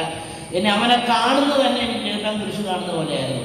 പിന്നെ മുട്ടിപ്പോയാലും വേണ്ടുകല ഒന്നുമില്ല. എന്നെ ഒത്തിരി സ്നേഹമായിരുന്നു. എന്നെ 10ാം ക്ലാസ് വരെ പഠിപ്പിച്ചു. എന്നെ വിവാഹം ചെയ്തിട്ട് സ്വീകരണം കൊടുത്തൊക്കെ പുള്ളി തന്നെയാണ്. പക്ഷേ ഈ ഒരു ചെയ്തി ചെയ്തപ്പോൾ എനിക്ക് പുള്ളിയോട് വെറുപ്പായി. ആ വെറുപ്പ് പിന്നെ എൻ്റെ ഹൃദയത്തിലേക്ക് ബാധിച്ച് അതെനിക്ക് ഹാർട്ടിന് പിടിച്ചു. ആ വെറുപ്പാണ് എന്നെ ഒരു രോഗിയാക്കി മാറ്റി. 13 വർഷക്കാലം ഞാൻ അതുകൊണ്ട് നടന്നു. അങ്ങനെ എവിടെ വന്ന് അപ്പം ഡിവൈൻ ജാൻസൺ എന്ന് പറഞ്ഞപ്പോൾ സഹോദരൻ ശരിയാണല്ലോ സിസ്റ്റർ. അതിന് ആ സിസ്റ്റർ അവിടെ നൽകിയിട്ട് വ്യാഴാഴ്ച അന്ന് ഡിവൈൻ്റെ ഒരു അച്ഛനുണ്ട്, അബ്രാഹം അച്ഛൻ. ഹൈന്ദവർക്ക് മാത്രം ഒരു ക്ലാസ് എടുക്കുന്നത്. അപ്പം അച്ഛൻ എന്നെ കണ്ട പറഞ്ഞു, മോളെ നീ അങ്ങോട്ടൊന്ന് പോകാൻ, ഞാൻ നിന്നെ പ്രാർത്ഥിക്കാമെന്ന് പറഞ്ഞു. അങ്ങനെ ഇതെല്ലാം കഴിഞ്ഞ് ഞാൻ അച്ഛനോട് പറഞ്ഞു, മോക്ക് ക്ഷമിക്കാൻ സാധിക്കുന്നില്ലല്ലേ എന്ന് ചോദിച്ചു. ഞാൻ പറഞ്ഞു, അച്ഛാന്ന് പറഞ്ഞു, നിങ്ങൾ തലേന്ന് വിളിക്കാമെന്ന് പറഞ്ഞു. എന്നാൽ മോക്ക് ക്ഷമിക്കാൻ സാധിക്കുന്നില്ലെങ്കിൽ കർത്താവ് ക്ഷമിക്കാൻ കൃപ തരുന്നെന്ന് പറഞ്ഞു. അങ്ങനെ അവിടെ നിന്ന് പിന്നെ എനിക്കറിയത്തില്ല, ഞാൻ അവിടെ ഇരിക്കുക. അച്ഛൻ അങ്ങ് തുടങ്ങി. എൻ്റെ അമ്മയുടെ ഉദരത്തിൽ ഞാൻ രൂപം കൊണ്ട് ആ നിമിഷം മുതൽ അച്ഛൻ്റെ മുമ്പിൽ ഞാൻ ഇരിക്കുന്നവരെയുള്ള എല്ലാ കാര്യം എന്നോട് ചോദിച്ചത്. ഞാനിങ്ങനെ ചിന്തിച്ചു, ഇതെന്നെ കൊണ്ടുവന്ന് ആരാണ്ട് എന്ന് അച്ഛനോട് എല്ലാം പറഞ്ഞിട്ട് അച്ഛനെല്ലാം എന്നോട് ചോദിക്കുക. അപ്പം എന്നെ ധ്യാനിക്കാൻ കൊണ്ടുപോയവരെന്ന് ഈ അച്ഛനോട് എന്ന് പറഞ്ഞിട്ട് അച്ഛൻ എന്നോടെല്ലാം ചോദിക്കുകയെന്ന്. ഉടനെ അച്ഛൻ ചോദിച്ചു, മോളിപ്പം ചിന്തിക്കുന്നത് ഇങ്ങനെയല്ലേ? ഞാനീ പറയുന്ന കാര്യങ്ങൾ നിന്നെ ഇവിടെ കൊണ്ടുവന്ന ആൾക്കാർ എന്നോട് വന്ന് പറഞ്ഞിട്ടാണ് ഞാനിത് പറഞ്ഞു ചിന്തിക്കുന്നതെന്ന് ചോദിച്ചു. പെട്ടെന്ന് പ്രിയപ്പെട്ടവരെ, എനിക്കറിയില്ല, എൻ്റെ ഹൃദയത്തിൽ എന്തോ ഒരു വല്ലാത്ത അസഹനം. എൻ്റെ അമ്മയുടെ ഉദരത്തിൽ ഞാൻ ജനിച്ചത് മുതൽ എനിക്ക് ഓർമ്മ, 5-ാം വയസ്സ് മുതൽ ഓർമ്മയുള്ള മുഴുവൻ അച്ഛൻ പറഞ്ഞല്ലേ എനിക്ക് മനസ്സിലായി. ഇവര് പറഞ്ഞിട്ടില്ലെങ്കിൽ പിന്നെ ഞാനീ പറഞ്ഞതും കൂടെ അച്ഛൻ പറഞ്ഞു ചിന്തിച്ചപ്പോൾ തന്നെ അച്ഛൻ പറയുമ്പോൾ എനിക്ക് മനസ്സിലായി ഇത് സത്യമുള്ള എന്തോ കാര്യമാണ്, ഇത് ഇല്ലെന്ന്. അപ്പം അച്ഛൻ പറഞ്ഞു, മോളെ ഇത് ഞാനല്ല പറയുന്നത്, ഇത് പരിശുദ്ധാത്മാവാന്ന് പറയുന്നത്. ഞാൻ അച്ഛനായൊന്നും മറുപടി പറഞ്ഞില്ല. അതിന് പറഞ്ഞു, അതുകൊണ്ട് നീ ധൈര്യമായി നോക്കൂ, നിനക്ക് കർത്താവ് രക്ഷ തരുന്നു, നിനക്ക് അനുഭവം തരുന്നത് ഈശോ, നിന്നെ കർത്താവ് രക്ഷിക്കുന്നു പറഞ്ഞു. അങ്ങനെ അവിടുന്ന് പോയി ഞാൻ അവിടെ ഇരുന്നു. അപ്പോൾ എന്ന് പറഞ്ഞു, ഇവര് കൗണ്ടറിൽ ഇരുത്തിയാൽ മതി, സെക്രട്ടറി കൊണ്ടുവന്ന് പറഞ്ഞു. കൗണ്ടറിൽ ഇങ്ങനെ ഇരുന്ന് ഇപ്പം ഞാൻ വീഴും എനിക്ക് തോന്നി, ഞാൻ അവിടെ വീണു. ഉടനെ എടുത്തോണ്ട് പോയി അന്ന് ഇപ്പം നമ്മൾ കിടക്കുന്ന ബെഡ് മരത്തിന് കെട്ടാണല്ലോ, അവിടെ ഇങ്ങനെ കിടന്ന് പ്രിയപ്പെട്ടവര് 3 വരി വലിച്ച് എനിക്കറിയാം. ഇങ്ങനെ നമ്മൾ ആഴമുള്ള കിണറ്റിൽ നിന്ന് ചെളി വെള്ളമെല്ലാം ബക്കറ്റിലേക്ക് വലിച്ചു പോയി തരുമ്പോൾ എന്ത് പ്രസ് ചെയ്താണ് നമ്മൾ തേരുന്നത്, അതുപോലെ എൻ്റെ കാലിൻ്റെ പെരുവിരൽ മുതൽ ഈ ഉച്ച വരെ അങ്ങോട്ട് വലിക്കാൻ തുടങ്ങി. ഞരമ്പോട് മുഴുവൻ വലിച്ച് ശരീരം മുഴുവൻ ഒരു ഈച്ചയ്ക്ക് പോലും വന്നിരിക്കുന്നത് ഭയങ്കര വേദന. 3 പ്രാവശ്യം വലിച്ചു. 3 പ്രാവശ്യം ഞാൻ വാ പൊളിക്കുന്നുണ്ട്. 3ാമത്തെ പ്രാവശ്യം ഞാനിങ്ങനെ വാ പൊളിച്ച് ഒരു തേങ്ങാ മുറിപ്പിലൊരു സാധനം ഒറ്റ ഛർദി താഴോട്ട്, അങ്ങോട്ട് ഛർദിച്ചു, പുറകോട്ട് ഞാൻ മറിഞ്ഞു വീണു. അപ്പോൾ ഞാൻ ധ്യാനം കൂടാൻ ഇറങ്ങുമ്പോൾ ബാഗൊക്കെ എൻ്റെ വീട്ടിൽ ഇറങ്ങുമ്പോൾ എൻ്റെ മോള് ഇങ്ങനെ പറഞ്ഞു, ഓ ഇനിയിപ്പോൾ അമ്മ പോയി വന്ന അമ്മ ഒരു പുതിയ അമ്മയായിട്ടായിരുന്നു വരുന്നതെന്ന്. അപ്പം ഞാനിങ്ങനെ ബാഗിനകത്ത് കൈ പിടിച്ചു. ആ ബാഗ് ഞാൻ താഴെ ഞാൻ പറഞ്ഞു, തങ്ക പോയാൽ തങ്കയായിട്ട് തന്നെ തിരിച്ചു വരും, ഒരു മാറ്റം വരികയായിരുന്നു.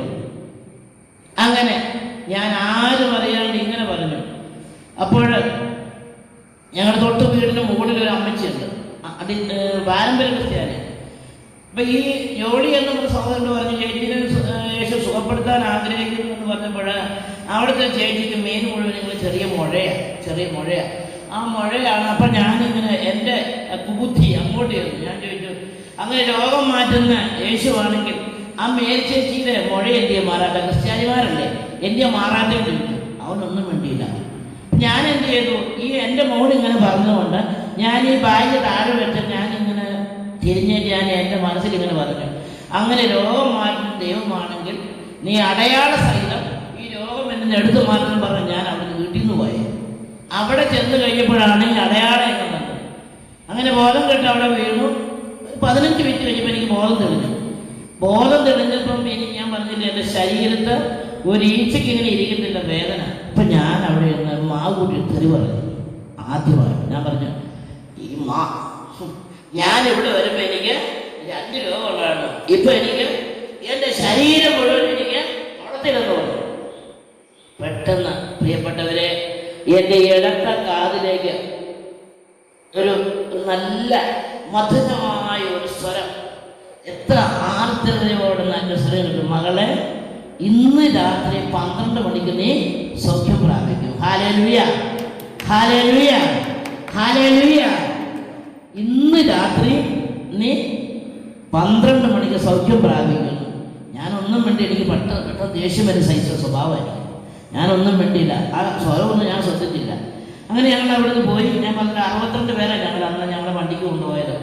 അവിടെ കൊണ്ടാൽ കിടന്ന് ഞാൻ അന്ന് വാച്ചൊന്നുമില്ല, അടുത്ത് കിടന്നിട്ട് ചേച്ചിയുടെ വാച്ചൊക്കെ മേടിച്ച് ഞാനിങ്ങനെ അവിടെ കിടന്നു. പ്രിയപ്പെട്ടവരെ, കൃത്യം 12 മണിക്ക് ആരാണ്ട് എന്നെ ഞുള്ളിപ്പറിക്കുന്ന പോലെ ഞാൻ എഴുന്നേറ്റ് നോക്കുമ്പോൾ പിന്നെ എൻ്റെ ശരീരം മുഴുവനും കരിയിലേക്ക് തുല്യമായി. Hallelujah, hallelujah, hallelujah. എൻ്റെ അതിന് ഈ ശരീരം ഇതായി ഒരു കരിയില പോലെയായി. അങ്ങനെ അവിടെ വെള്ളിയാഴ്ച, അപ്പം വെള്ളിയാഴ്ച ശനിയാഴ്ച ചെയ്തു. വെള്ളിയാഴ്ച അവിടെ പോയിരുന്നു. 3 മണിക്ക് ക്ഷമയുടെ ക്ലാസ് വരുന്നുണ്ട്, ആരുടെ, പനിക്കരച്ചൻ്റെ. 3 മണിക്ക് ഇങ്ങനെ കേൾക്കുമ്പോൾ അച്ഛനെ, അപ്പോൾ 6800 പേര് ഞങ്ങൾ ധ്യാനിക്കുകയാണ്. അച്ഛൻ പറഞ്ഞു, ഇവിടെ ഒരു 130 പേര് ക്ഷമിക്കാൻ കഴിയാത്തവർ ഇരിപ്പുണ്ട്. നമുക്ക് ആർക്കും വേണ്ടി സ്തുതിച്ച് പ്രാർത്ഥിക്കാമെന്ന് പറഞ്ഞു. ഇരുന്നെല്ലാവരും സ്തുതിച്ച് പ്രാർത്ഥിച്ചു. കുറച്ചേറ്റം പറഞ്ഞു ഒരു 12 പേര് ഇരിപ്പൂടെ ഉണ്ട്, നമുക്ക് അവർക്ക് നിന്ന് പ്രാർത്ഥിക്കാൻ പറഞ്ഞു. വീണ്ടും അവിടെ നിന്ന് പ്രാർത്ഥിച്ചു. വീണ്ടും അച്ഛൻ പറഞ്ഞു ഒരു 3 പേര് കഠിന ഹൃദയരായിട്ട് ക്ഷമിക്കാൻ സാധിക്കാത്തവർ നമുക്കൊന്ന് എഴുന്നേറ്റ് നിൽക്കാം, 7 കാലങ്ങൾ സ്തുതിക്കുക എന്ന് പറഞ്ഞു. പ്രിയപ്പെട്ടവരെ, ആ 3-ൽ ഒരാൾ ഞാനാണ്. എൻ്റെ പാപം എൻ്റെ സഹോദരൻ ക്ഷമിക്കാൻ സാധിക്കാത്ത ആ 13 വർഷക്കാലം ഞാൻ കൊണ്ടു നടന്ന ആ വെറുപ്പിൻ്റെയും വിദ്വേഷത്തിൻ്റെയും വൈരാഗ്യത്തിൻ്റെയും പകയുടെ ആ കുടിപ്പകയുടെ ആ പാപം എന്നെ എഴുന്നേൽക്കാൻ സമ്മതിച്ചില്ല. അങ്ങനെ ഇവര് എഴുന്നേറ്റ് കാണും, ഞാൻ അവിടെ തന്നെ ഇരിക്കുക. അങ്ങനെ എല്ലാവരും എഴുന്നേറ്റ് ശക്തമായിട്ട് സ്തുതിക്കാൻ തുടങ്ങി. സ്തുതിച്ച് 1 മിനിറ്റ് കഴിഞ്ഞില്ല, ആ സെക്കൻഡിൽ ഞാൻ ഇരിക്കുന്ന ചെയറിൽ തന്നെ ആരോ വലിച്ചു പൊക്കി ഞാൻ എഴുന്നേറ്റു. ആ ദിവസം വരെ എന്നെ കണ്ണുകൾ അടയുകയോ ഒരു വാക്ക് പറയുകയോ ചെയ്യാത്ത ഞാൻ, എനിക്കറിയത്തില്ല, ഞാനിങ്ങനെ എഴുന്നേറ്റു. അച്ഛൻ ഇങ്ങനെ പറഞ്ഞു, ഇതാ ഈ കിടക്കുന്ന ക്രൂശിലേക്ക് നോക്കാൻ പറഞ്ഞു. ക്ഷമിക്കാൻ സാധിക്കാത്ത വ്യക്തികൾ അവരെ ഈ കുരിശിലേക്ക് നോക്കി, അവരെ വേദനിപ്പിച്ച സഹോദരനെ ഇടത്തും വലത്തും നിർത്തി ഈ കുരിശിലേക്ക് നോക്കാൻ പറഞ്ഞു. പ്രിയപ്പെട്ടവരെ, അവിടെ അന്നൊരു ഡിവൈൻ ധ്യാനസഭയുടെ സൈഡ് വലതു ഭാഗത്ത് ഒരു കുരിശ് രൂപമുണ്ട്. ഞാനിങ്ങനെ കണ്ണിലോട്ട് നോക്കിയപ്പോൾ പെട്ടെന്ന് ഞാൻ കാണുന്നത് അവിടെ മുൾമുടി വെച്ച ഒരു ക്രൂശ് രൂപത്തിന്റെ തലയിൽ നിന്ന് ബ്ലഡ് ഇങ്ങനെ ഒഴുകിയിറങ്ങുക. ബ്ലഡ് ഇങ്ങനെ ഒഴുകിയിറങ്ങുക. അത് കണ്ട് ഞാൻ പേടിച്ചുപോയി. അതുവരെ കണ്ണ് അടയ്ക്കാത്ത ഞാൻ ആ കണ്ണം കണ്ട് അടഞ്ഞു. പിന്നെ എനിക്ക് എന്തും കണ്ണ് തുറക്കാൻ കഴിയുന്നു.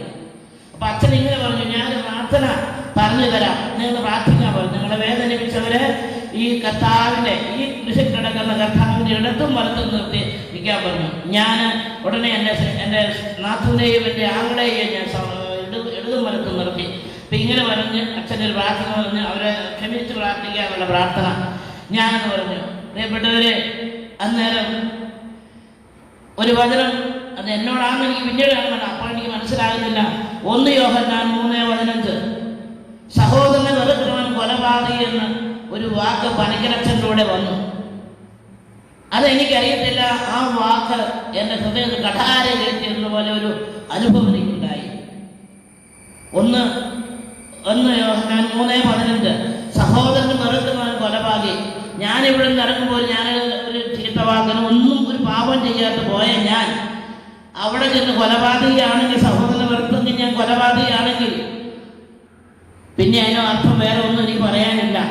അപ്പൊ ഞാനിങ്ങനെ ഓർത്തു, ശരിയാണ്, എൻ്റെ അപ്പൻ്റെ സ്ഥാനത്ത് നിന്ന് എന്നെ 12 വയസ്സ് മുതൽ എന്നെ 10, 16, 17 വയസ്സിനെ പഠിപ്പിച്ച് 23 വയസ്സ് വരെ എന്നെ കല്യാണം കഴിച്ചു വിട്ട് ആ സഹോദരൻ ഞാൻ എത്രമാത്രം വേദനിപ്പിച്ചു. ഹൃദയത്തിൽ വാക്കുകൊണ്ടും പ്രവൃത്തി കൊണ്ടും ഒക്കെ ഒത്തിരി വേദനിപ്പിച്ചു. ഈ വാക്ക് കേട്ടപ്പോൾ എൻ്റെ ഹൃദയത്തിൽ ഇങ്ങനെ കഠാര കുത്തി ഇറങ്ങുന്നവർ ഞാൻ പിന്നെ ഏങ്ങി കരയാൻ തുടങ്ങി. കർത്താവേ, എങ്ങനെയെങ്കിൽ അങ്ങനെയാണ്. ഉടനെ ഞാൻ ഇങ്ങനെ അവിടെ നിന്ന് ആദ്യമായി യേശുവിനെ വിളിച്ചു പ്രാർത്ഥിച്ചു. യേശുവേ, ഇതാ ഈ നിമിഷം എൻ്റെ സഹോദരനോടുള്ള വെറുപ്പും വിദ്വേഷവും വൈരാഗ്യവും ഞാൻ ഇവിടെ ഈ കുരിശിൻ, അങ്ങനെ അച്ഛൻ പറഞ്ഞ കുരിശിൻ ചുവട്ടിൽ ഇറക്കി വെക്കുക. ഞാൻ ഇറക്കി കഴിയുന്നു. അവനെ ഞാൻ പൂർണ്ണമായും ആ മകനോട് ഞാൻ ക്ഷമിച്ചിരിക്കുന്നുവെന്ന്. ഇച്ചിരി കഴിഞ്ഞപ്പോൾ അച്ഛൻ പറഞ്ഞു കണ്ണു തുറക്കാൻ പറഞ്ഞു. പക്ഷെ ആരും കണ്ണു തുറക്കാൻ എനിക്ക് പറ്റുന്നില്ല. ഞാനിങ്ങനെ കരഞ്ഞുകൊണ്ട് കണ്ണുനീരിങ്ങനെ ധാരധാരയെ ഒഴുകുന്നൊരു ശബ്ദം പുറത്തേക്ക് വരുന്നില്ല. പെട്ടെന്ന് എൻ്റെ ഇടത് കൈ തോളിൽ ഒറ്റ അടിയോടുകൂടി ഈ അടി കിട്ടിയ ഉടനെ ഷോക്ക് അടിക്കുന്ന പോലെ കാലിൻ്റെ പാദം മുതൽ ഉച്ച വരെ തരും. അപ്പൊ ഞാനിങ്ങനെ ഓർത്തു, ആരാണ് എന്നെ അടിക്കുന്നത്? ഞാൻ തിരിഞ്ഞു നോക്കുമ്പോൾ ആരെയും കാണുന്നില്ല. വീണ്ടും ഞാൻ കണ്ണടച്ചു. വീണ്ടും ഞാനിങ്ങനെ ഈ ക്ഷമ ചോദിച്ചുകൊണ്ടിരിക്കുകയാണ്. എൻ്റെ സഹോദരനോട് ആ നാൾ വരെ ഞാൻ ചെയ്ത മുഴുവനും ഓരോന്നും ഏറ്റുപറഞ്ഞ് എൻ്റെ ഹൃദയത്തിൽ അവിടെ നിന്ന് ഞാൻ മാപ്പ് ചോദിച്ചു. മാപ്പ് ഈശോയോട് പറഞ്ഞു. എൻ്റെ ഈശോ, അതാണ് ആദ്യമാണ് ഞാൻ ഈശോയെ വിളിച്ചത്, എൻ്റെ ഈശോയെ എന്ന് പറഞ്ഞു. അങ്ങനെ അവിടെ വെച്ചത് പറഞ്ഞു. ഉടനെ അച്ഛൻ പറഞ്ഞു വീണ്ടും കണ്ണു തുറക്കാൻ പറഞ്ഞു. കണ്ണു തുറക്കാമെന്ന്. പ്രിയപ്പെട്ടവരെ, ഞാൻ കണ്ണു തുറന്നപ്പോൾ ഞാൻ കാണുന്ന രംഗം 2 മിനിറ്റ് മുൻപ് എൻ്റെ നേരെ നോക്കി രക്തം വാർന്നിരുന്ന യേശുക്രിസ്തു എന്നെ നോക്കി ചിരിക്കുന്നതായിട്ട് ഞാൻ കാണുന്നത്. Hallelujah, hallelujah, hallelujah. ഈശോ നിന്ന് ആർക്കും വിശ്വസിക്കാൻ പറ്റാത്ത ഞാൻ പറയുന്നത്. ആ ഈശോ എന്നെ നോക്കി ഇങ്ങനെ ചിരിക്കുകയാണ്. ഞാനും ചിരിക്കാൻ തുടങ്ങി. ഇങ്ങനെ എൻ്റെ ഹൃദയത്തിൻ്റെ അടിത്തട്ടിൽ നിന്ന് തിരമാല വരുന്നതുപോലെ ഇങ്ങനെ ഈ സന്തോഷം ഇങ്ങനെ അലതല്ലി പുറത്തേക്ക് ചുറ്റുവരുന്നു. പെട്ടെന്ന് കണ്ണു തുറന്നപ്പോൾ ഞാൻ നോക്കുമ്പോൾ ആരും ചിരിക്കും, ഞാൻ മാത്രമേ ചിരിക്കുന്നുള്ളൂ, എല്ലാവരും ഇരിക്കുക. അങ്ങനെ ഞാൻ അവിടെ ഇരുന്നു. അന്ന് വെള്ളിയാഴ്ച മുഴുവൻ ഇരുന്നു. പിന്നെ ഞാൻ ആ നിമിഷം തൊട്ട് എൻ്റെ സഹോദരനോട് എങ്ങനെയാണോ ഈ 13 വർഷക്കാലം ഞാൻ ആ മകനെ എങ്ങനെ സ്നേഹിച്ചിരുന്നു അതുപോലെ തിരിച്ച് സ്നേഹിക്കാൻ തുടങ്ങി. ശരീരത്തിന് ഇന്ന് ഞാൻ മെഡിക്കൽ കോളേജിൽ നിന്ന് 13 വർഷക്കാലം എവിടെ പോയാലും ഒരു ചെറിയ ഗുളികയുണ്ട്, നാവിൻ്റെ അടി വയ്ക്കുന്ന ആ ഗുളികയും എനിക്കൊരു സർട്ടിഫിക്കറ്റും ഉണ്ട്. അതുകൊണ്ട് തന്നെയാണ് ബാത്റൂമിൽ പോയാലും ആ സർട്ടിഫിക്കറ്റ് എപ്പോഴും കയ്യിൽ വേണം, ഈ ഗുളികയും വേണം. ഈ രോഗം വന്ന ഉടനെ തന്നെ ഈ ഗുളിക ഇങ്ങനെ കഴിക്കണം. അങ്ങനെ 13 വർഷക്കാലം, നീണ്ട വർഷക്കാലം ഈ മരുന്ന് കഴിച്ചു കഴിഞ്ഞാൽ അന്ന് അവിടുന്ന് അതെല്ലാം അവിടെ തന്നെ വെച്ച് ഞാൻ പോരുകയാണ്, കഴിച്ചില്ല, അവിടെ തന്നെ വെച്ച് പോന്നു. അപ്പോൾ പ്രിയപ്പെട്ടവരെ, അവിടെ നിന്ന് ഇറങ്ങാൻ ഞാൻ തീരുമാനമെടുത്തു. അപ്പോൾ ഇങ്ങനെ പറഞ്ഞില്ല, നിങ്ങൾക്ക് വേണ്ടിയാണ് കാൽവരിയിൽ യേശുക്രിസ്തുവിന്റെ ജീവൻ ബലിയെ ഒരു പരമയാഗമായി അർപ്പിച്ചത്. പരമയാഗമാണ്, ബലിയല്ല, പരമയാഗമാണ്. കാൽവരി ക്രൂശിൽ യേശു തന്റെ ശരീരവും രക്തവും വെള്ളവും മാംസവും എല്ലാം കൊടുത്തത്. ഞാൻ പറഞ്ഞു, അതേ കർത്താവേ, നിന്റെ ജീവനും നിന്റെ മരണവും നിന്റെ ശരീരവും രക്തമെല്ലാം നീ എനിക്ക് വേണ്ടി കൊടുത്തെങ്കിൽ ഇനി എനിക്കൊരു ജീവിതമുണ്ടെങ്കിൽ അത് ക്രിസ്തുവിന് വേണ്ടി, അത് നിനക്ക് വേണ്ടിയാണെന്ന് പറഞ്ഞ് പ്രിയപ്പെട്ടവരെ, അവിടുന്ന് ചെറിയൊരു ബൈബിളും മേടിച്ചാണ് ഞാൻ അവിടെ ഇറങ്ങിപ്പോകുന്നത്. Hallelujah, hallelujah, hallelujah.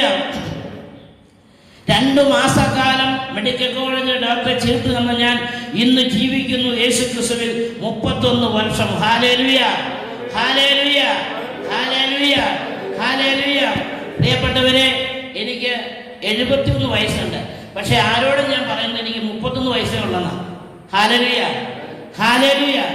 ഞാൻ വീണ്ടും ജനിച്ചിട്ട് 31 വർഷമായുള്ളൂ. ഞാൻ സേവകന് പറയാറുണ്ട്, 31 വർഷമായുള്ളൂ എനിക്ക് വയസ്സ് 73. അന്ന് ഡിവൈൻ ധ്യാൻ സെന്ററിൽ ഇറങ്ങി 28-ാം ദിവസം ആശുപത്രിയിൽ ചെന്നു. ഡോക്ടറെ കണ്ടു. ഉടനെ തന്നെ ഡോക്ടർ പോയി ECG എടുക്കാൻ പറഞ്ഞു, എക്സ്റേ എടുത്തു. എല്ലാം എടുത്തപ്പോൾ ഈ ഹാർട്ടിന്റെ യാതൊരു പ്രോബ്ലവും കാണുന്നില്ല എന്ന് ഡോക്ടർ പറഞ്ഞു. Hallelujah, hallelujah, hallelujah, hallelujah. ഗർഭപാത്രത്തിന്റെ ടെസ്റ്റ് ചെയ്ത് പറഞ്ഞാൽ അവിടെ ആ മുഴയുടെ സ്ഥാനത്ത് യാതൊന്നും കാണാനില്ല. Hallelujah, hallelujah, hallelujah. പ്രിയപ്പെട്ടവരെ, ഇന്ന് 31 വർഷമായി. അതുവരെ 13 വർഷക്കാലം മെഡിക്കൽ കോളേജിൽ കയറി ഇറങ്ങി മരുന്ന് വാങ്ങി കഴിഞ്ഞാൽ ഇന്ന് അതിനു വേണ്ടി ഒരു മരുന്നും കഴിക്കുന്നില്ല. Hallelujah, hallelujah. എൻ്റെ സഹോദരനോട് പൂർണ്ണമായും ക്ഷമിച്ചു കഴിഞ്ഞപ്പോൾ എൻ്റെ ശരീരത്തിൻ്റെ എല്ലാ വേദനകളും രോഗങ്ങളും മനസ്സിൻ്റെയും ശരീരത്തിൻ്റെയും ആത്മാവിൻ്റെ എല്ലാം വിടുതൽ എനിക്ക് ലഭിക്കുകയായിരുന്നു. ഹല്ലേലൂയ, ഹല്ലേലൂയ, ഹല്ലേലൂയ, ഹല്ലേലൂയ, ഹല്ലേലൂയ. ഞങ്ങളിങ്ങനെ വന്ന് ഞാൻ ധ്യാനം എല്ലാം കൂടി അതുവരെ വലിയ കുഴപ്പമില്ലായിരുന്നു. മാമൂസ വന്നു കഴിഞ്ഞപ്പോഴത്തേനെ എല്ലാവരും എതിർത്തു കിട്ടുകയും ഈ സഹോദരൻ പറഞ്ഞു, നീ എൻ്റെ വീട്ടിൽ വന്ന് നിൻ്റെ കാലിയെ വെട്ടി മുറിക്കുമെന്നൊക്കെ പറഞ്ഞു. ഞാനൊന്നും പറയാൻ പോയില്ല. ഞാനൊരു ദിവസം ഒന്ന് രണ്ടാം വട്ടം ധ്യാനം കൂടി ഞാൻ വീട്ടിൽ ചെന്നിട്ട് വീട്ടിൽ പോകുന്ന ക്ഷമ പറഞ്ഞു. 10-15 പേരുണ്ട് അവിടെ. എന്നെ പറയാതെ തെറിക്കൊന്നുമില്ല. അവിടെ തെറി പറഞ്ഞു, യേശുവിനെയൊക്കെ തെറി പറഞ്ഞു. ഞാൻ പറഞ്ഞു, ഞാൻ എന്തെങ്കിലും വേദനിപ്പിച്ചിട്ടുണ്ട് എന്നോട് ക്ഷമിക്കണം, എൻ്റെ ഈശോയുടെ നാമത്തിൽ ഞാൻ മാഫി ചോദിക്കും പറഞ്ഞു. ഞാനീ അറിയപ്പോൾ അവിടെ ഭയങ്കര തെറി പറയുന്നുണ്ട്. പ്രിയപ്പെട്ടവരെ, ഒരു 2-4 കൊല്ലം കഴിഞ്ഞപ്പോൾ എൻ്റെ ആങ്ങള രോഗാവസ്ഥയിലായി. ഞാൻ ചെന്നപ്പോൾ പറഞ്ഞു, എട്ടി നീ എല്ലാ ദിവസവും പറഞ്ഞോട്ടോ എന്ന്. ഞാൻ അവിടുന്ന് പോലെ എനിക്ക് 10-20 രൂപ തരണം എന്നെനിക്ക് വരാൻ പറ്റും. ഞാൻ ആഴ്ചയിലെങ്കിലും വരണം. നടക്കുക മേലും മുഴുവൻ നീര് വെച്ചു.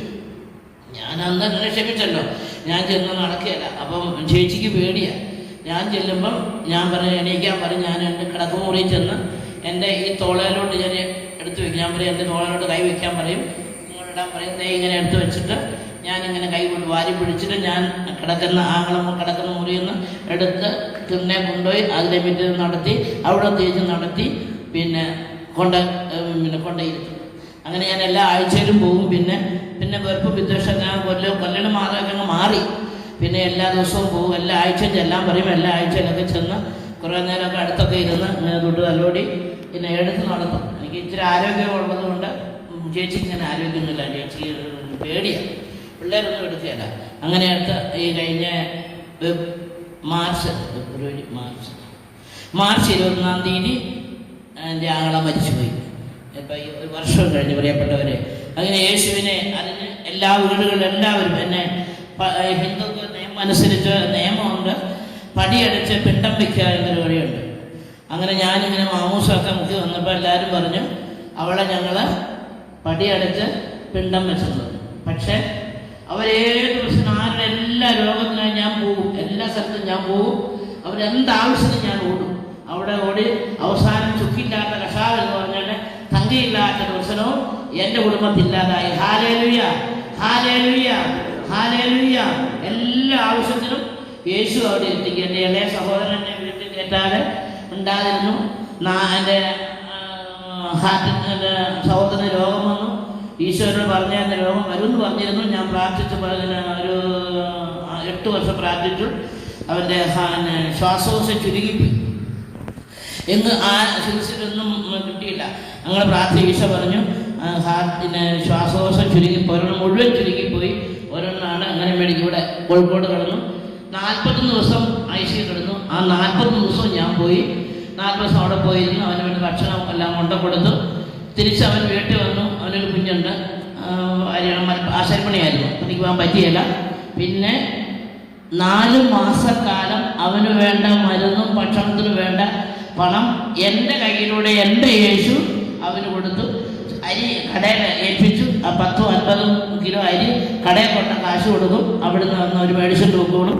മരുന്നുള്ള പൈസ ഞായറാഴ്ച ദിവസം ഞാൻ പുള്ളിയെ കൊണ്ടുതരും. ഞാനത് കൊണ്ടുവിടുന്നു. പ്രിയപ്പെട്ടവരെ, 4 മാസക്കാലം അവന് വേണ്ട മുഴുവൻ മരുന്നിൻ്റെ ചികിത്സയും പിന്നെ 2 വർഷം വരെ കൊടുത്തു. എന്നാൽ അത് കൊടുക്കേണ്ടി വന്നില്ല. 4 മാസക്കാലം ഫുൾ ചിലവ് അവന് യേശുവിലൂടെ അവന് കൊടുത്ത് അവനെ അനുഗ്രഹിച്ചു. അങ്ങനെ ഇപ്പം എല്ലാ എൻ്റെ സഹോദരങ്ങളും തമ്മിൽ വളരെ സ്നേഹത്തിനും ഐക്യത്തിനും സമാധാനത്തിനും മുന്നോട്ട് പോകുന്നു. ക്ഷമിച്ച് പ്രാർത്ഥിച്ചു കഴിഞ്ഞപ്പോഴാണ് എനിക്കും കർത്താവ് വിടുതൽ തന്നു. എൻ്റെ കുടുംബവും എല്ലാം ഇന്ന് രക്ഷയുടെ എൻ്റെ 4 മക്കളുമുണ്ട്, ഭർത്താവുണ്ട്. ഭർത്താവ് പിന്നീട് കുറ്റിയടിക്കാൻ പോവുകയായിരുന്നു സ്ഥാനം കാണാനായിട്ട്. അപ്പോൾ പിന്നെ ഞങ്ങളുടെ വികാരച്ഛൻ്റെ അടുത്ത് ചെന്ന് അച്ഛനോട് ചോദിച്ചു. അപ്പോൾ പുള്ളിക്ക് സേവയൊന്നുമില്ല, കാരണന്മാരെ എന്നോട് പറയുന്ന കാര്യങ്ങളാണ് പറഞ്ഞ് കുറ്റിയടിക്കുമ്പോൾ ലക്ഷണം പറഞ്ഞൊക്കെ ചെയ്തു. അങ്ങനെ ആണ് ജോലിയായിരുന്നു. അങ്ങനെ നടത്തുന്നിടത്തെല്ലാം എവിടെയെല്ലാം പോകുന്നു അവിടെ എല്ലാം ഇങ്ങനെ യേശുവിനെ സാക്ഷ്യം കൊടുത്തു. ഒരു ദിവസമുണ്ട് ഈ കൊണ്ടോട്ടി ഭാഗത്ത് 100-300 അകലെന്ന് ഒരു മനുഷ്യൻ എന്നെ കാണാൻ വന്നേക്കുവാണ്. പറഞ്ഞു ചേച്ചീനെ ഒന്ന് കാണാൻ വന്നതാ. 2000 വർഷങ്ങൾക്ക് മുൻപ് ജനസേവയിലൊക്കെ നടന്ന സംഭവം ഇന്നും ഭൂമി നടക്കുന്നുണ്ടല്ലോ. യേശു തൊട്ട ഒരു ചേച്ചിയാണെന്ന് അറിഞ്ഞതുകൊണ്ട് ഞാൻ കാണാൻ വന്നു. അപ്പോഴാണ് ഞാൻ യേശുവിൻ്റെ ആ വില മനസ്സിലാക്കിയത്. പ്രിയപ്പെട്ടവരെ, നമുക്ക് യേശുവിൻ്റെ എന്തെങ്കിലും കിട്ടിയാൽ വിലയുണ്ട്. പക്ഷേ ദൈവം നമുക്ക് തന്നിരിക്കുന്നത് വലിയ വിലയാണ്. ദൈവം നമ്മളെ വിലയ്ക്ക് വാങ്ങിയിരിക്കുന്നവരാണ്. അതുകൊണ്ട് നമ്മൾ ചെറുതല്ല, നമ്മൾ ഈ ലോകത്തിലെ വലുതല്ല, യേശുവിൻ്റെ സന്നിധിയിൽ നമ്മൾ വലുതാണ്. പ്രിയപ്പെട്ടവരെ, നമ്മൾ ചെറുതല്ല, വലുത് തന്നെയാണ്. ആ വലുപ്പത്തെ കണ്ടുകൊണ്ട് ഈശോ പറഞ്ഞല്ലോ, 1 കൊരിന്തോസ്, നിന്നെ വിളിച്ചവൻ വിശ്വസ്തനാണ്, അവന്റെ മുമ്പിൽ മരണം വരെ വിശ്വസ്തയോടും വിശ്വാസത്തോടും സ്നേഹത്തോടും തീഷ്ണതയോടും കൂടി അവന് വേണ്ടി പിന്നെ പോകുവാൻ, അവന്റെ കുരിശെടുത്ത് പോകുവാൻ നമ്മെ അനുഗ്രഹിക്കുന്നത് ഈശോയോട് പ്രാർത്ഥിക്കാം. എല്ലാവരും ക്ഷമിച്ച് പ്രാർത്ഥിക്കുക, എല്ലാവരോടും ക്ഷമിക്കുക. ക്ഷമിക്കാൻ സാധിക്കാത്തവരോട് നമ്മൾ ക്ഷമിച്ച് പ്രാർത്ഥിക്കുക. നമ്മളെ വേദനിപ്പിച്ചവരോട് നമ്മൾ ഈശോയ്ക്ക് നന്ദി പറഞ്ഞ് പ്രാർത്ഥിക്കുക. അവരോട് കരുണ കാണിക്കണമേ എന്ന് പ്രാർത്ഥിക്കുക. അവരുടെ അറിവില്ലായ്മ കൊണ്ടാണ് ചെയ്തതെന്ന് ഈശോ പറഞ്ഞില്ല. പിതാവേ, ഇവർ ചെയ്തത് എന്താണെന്ന് ഇവർ അറിയുന്നില്ല, ഇവരോട് ക്ഷമിക്കണമേ എന്ന്. പ്രിയപ്പെട്ടവരെ, നമ്മുടെ ജീവിതത്തിൽ നമ്മുടെ ജീവിത പങ്കാളിമാരോ നമ്മുടെ മാതാപിതാക്കളോ നമ്മുടെ മക്കളോ അയൽവാസിയോ ആരും എന്തും പറഞ്ഞു കൊള്ളട്ടെ, നിങ്ങൾ ഓടുക, യേശുവിൻ്റെ മുമ്പിലേക്ക് ഓടുക, കാൽവരി കുരിശിലേക്ക് ഓടുക. അവിടെ നിന്ന് അവൻ്റെ മുഖത്തേക്ക് നോക്കുക. ഒന്നും പറയാനില്ല, ഒരു കാര്യവും നിങ്ങൾ പറയണ്ട, അവന്റെ മുഖത്തേക്ക് നോക്കുക. ആർക്കപ്പെട്ടവരെ, നിങ്ങൾ ആരെ സ്നേഹിച്ചാലും നിങ്ങൾക്ക് ബാക്കി ഒന്നും കിട്ടുകയില്ല. നിങ്ങൾക്ക് ഇത് മാത്രമേ കിട്ടുകയുള്ളൂ. ഈ മുൾമുടിയും ഈ കാലിലും പാണിയും മാത്രമേ നിങ്ങൾക്ക് കിട്ടൂ. 5 കടിക്കഷ്ണമേ കിട്ടുകയുള്ളൂ. സ്നേഹിക്കുന്നുണ്ടോ? നിങ്ങൾ സ്നേഹിച്ചാൽ എനിക്ക് അവിടെ സ്നേഹം കിട്ടും, അവരെ സാധനം കിട്ടും. അതൊന്നും നിങ്ങൾ ചിന്തിക്കേണ്ട. ഇല്ല പ്രിയപ്പെട്ടവര്, യേശുവിന്റെ കൂടെ പോകുവാൻ നിങ്ങൾ ആഗ്രഹിക്കുന്നെങ്കിൽ, യേശുവിനെ സ്വന്തമാക്കാൻ ആഗ്രഹിക്കുന്നെങ്കിൽ, യേശുവിന്റെ സ്വന്തമാകാൻ ആഗ്രഹിക്കുന്നെങ്കിൽ, നിങ്ങൾ യേശുവിനെ സ്നേഹിച്ചാൽ നിങ്ങൾക്ക് ഈ ഭൂമിയിൽ ഒന്നും കിട്ടുകയില്ല. Hallelujah, hallelujah, hallelujah.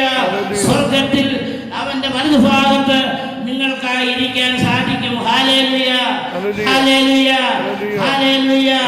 മനുഷ്യ സ്നേഹത്തിന് വേണ്ടി ദാഹിച്ച് ഈ ഭൂമിയിൽ ആരും ജീവിക്കണ്ട. മക്കളുടെ സ്നേഹത്തിന് വേണ്ടി, മാതാപിതാക്കളുടെ സ്നേഹത്തിന് വേണ്ടി, ഭാര്യയുടെ സ്നേഹത്തിന് വേണ്ടി, ഭർത്താവിന്റെ സ്നേഹിക്ക് വേണ്ടി, ആരും സുഹൃത്തുക്കൾക്ക് വേണ്ടി, ആരും ഒരു സ്നേഹത്തിന് വേണ്ടി ഒരു കാര്യവും ചെയ്യണ്ട. ഒരു കൊച്ചു നന്മയെങ്കിലും യേശുവിനെ പ്രതി കൊടുക്കാൻ നിങ്ങൾക്ക് കഴിഞ്ഞെങ്കിൽ സ്വർഗത്തിൽ നിങ്ങൾക്ക് 1-ാം സ്ഥാനം ലഭിക്കും. Hallelujah, hallelujah, hallelujah, hallelujah. അങ്ങ് ചെല്ലുമ്പോൾ ചോദിക്കും, എന്താണ് നീ എനിക്ക് വേണ്ടി ചെയ്തത്? കൊടുക്കാൻ മറുപടി ഉണ്ടാകണം. എന്താണ് നീ എനിക്ക് വേണ്ടി ചെയ്തത്? എന്താണ് ചെയ്തത്? ഒരു ദിവസം നമ്മൾ ചിന്തിക്കുക എന്താണ്? ഓരോ ദിവസവും ചിന്തിക്കുക, ഇന്ന് ഞാൻ എൻ്റെ യേശുവിന് വേണ്ടി എന്തു ചെയ്തു? എൻ്റെ യേശുവിന് വേണ്ടി ഞാൻ എന്തു ചെയ്തു? ചോദ്യം ചോദിക്കുക, സ്വയം വിചിന്തനം ചെയ്യുക. നാം ഓരോ ദിവസവും സ്വന്തം കാര്യം ചിന്താവല്ലേ? അല്ല പ്രിയപ്പെട്ടവരെ, മറ്റുള്ളവർക്ക് വേണ്ടി, ജീവനെ സഹോദരന് വേണ്ടി ജീവൻ ബലി കഴിക്കുന്നതിനേക്കാൾ വലിയ സ്നേഹം നമ്മളെ പഠിപ്പിച്ചിട്ടില്ലേ? നിന്റെ അയൽവാസി ഉണ്ടെങ്കിൽ നീ ഒന്ന് കയറി ചെല്ലുക, ഫോൺ വിളിക്കുക, അല്ല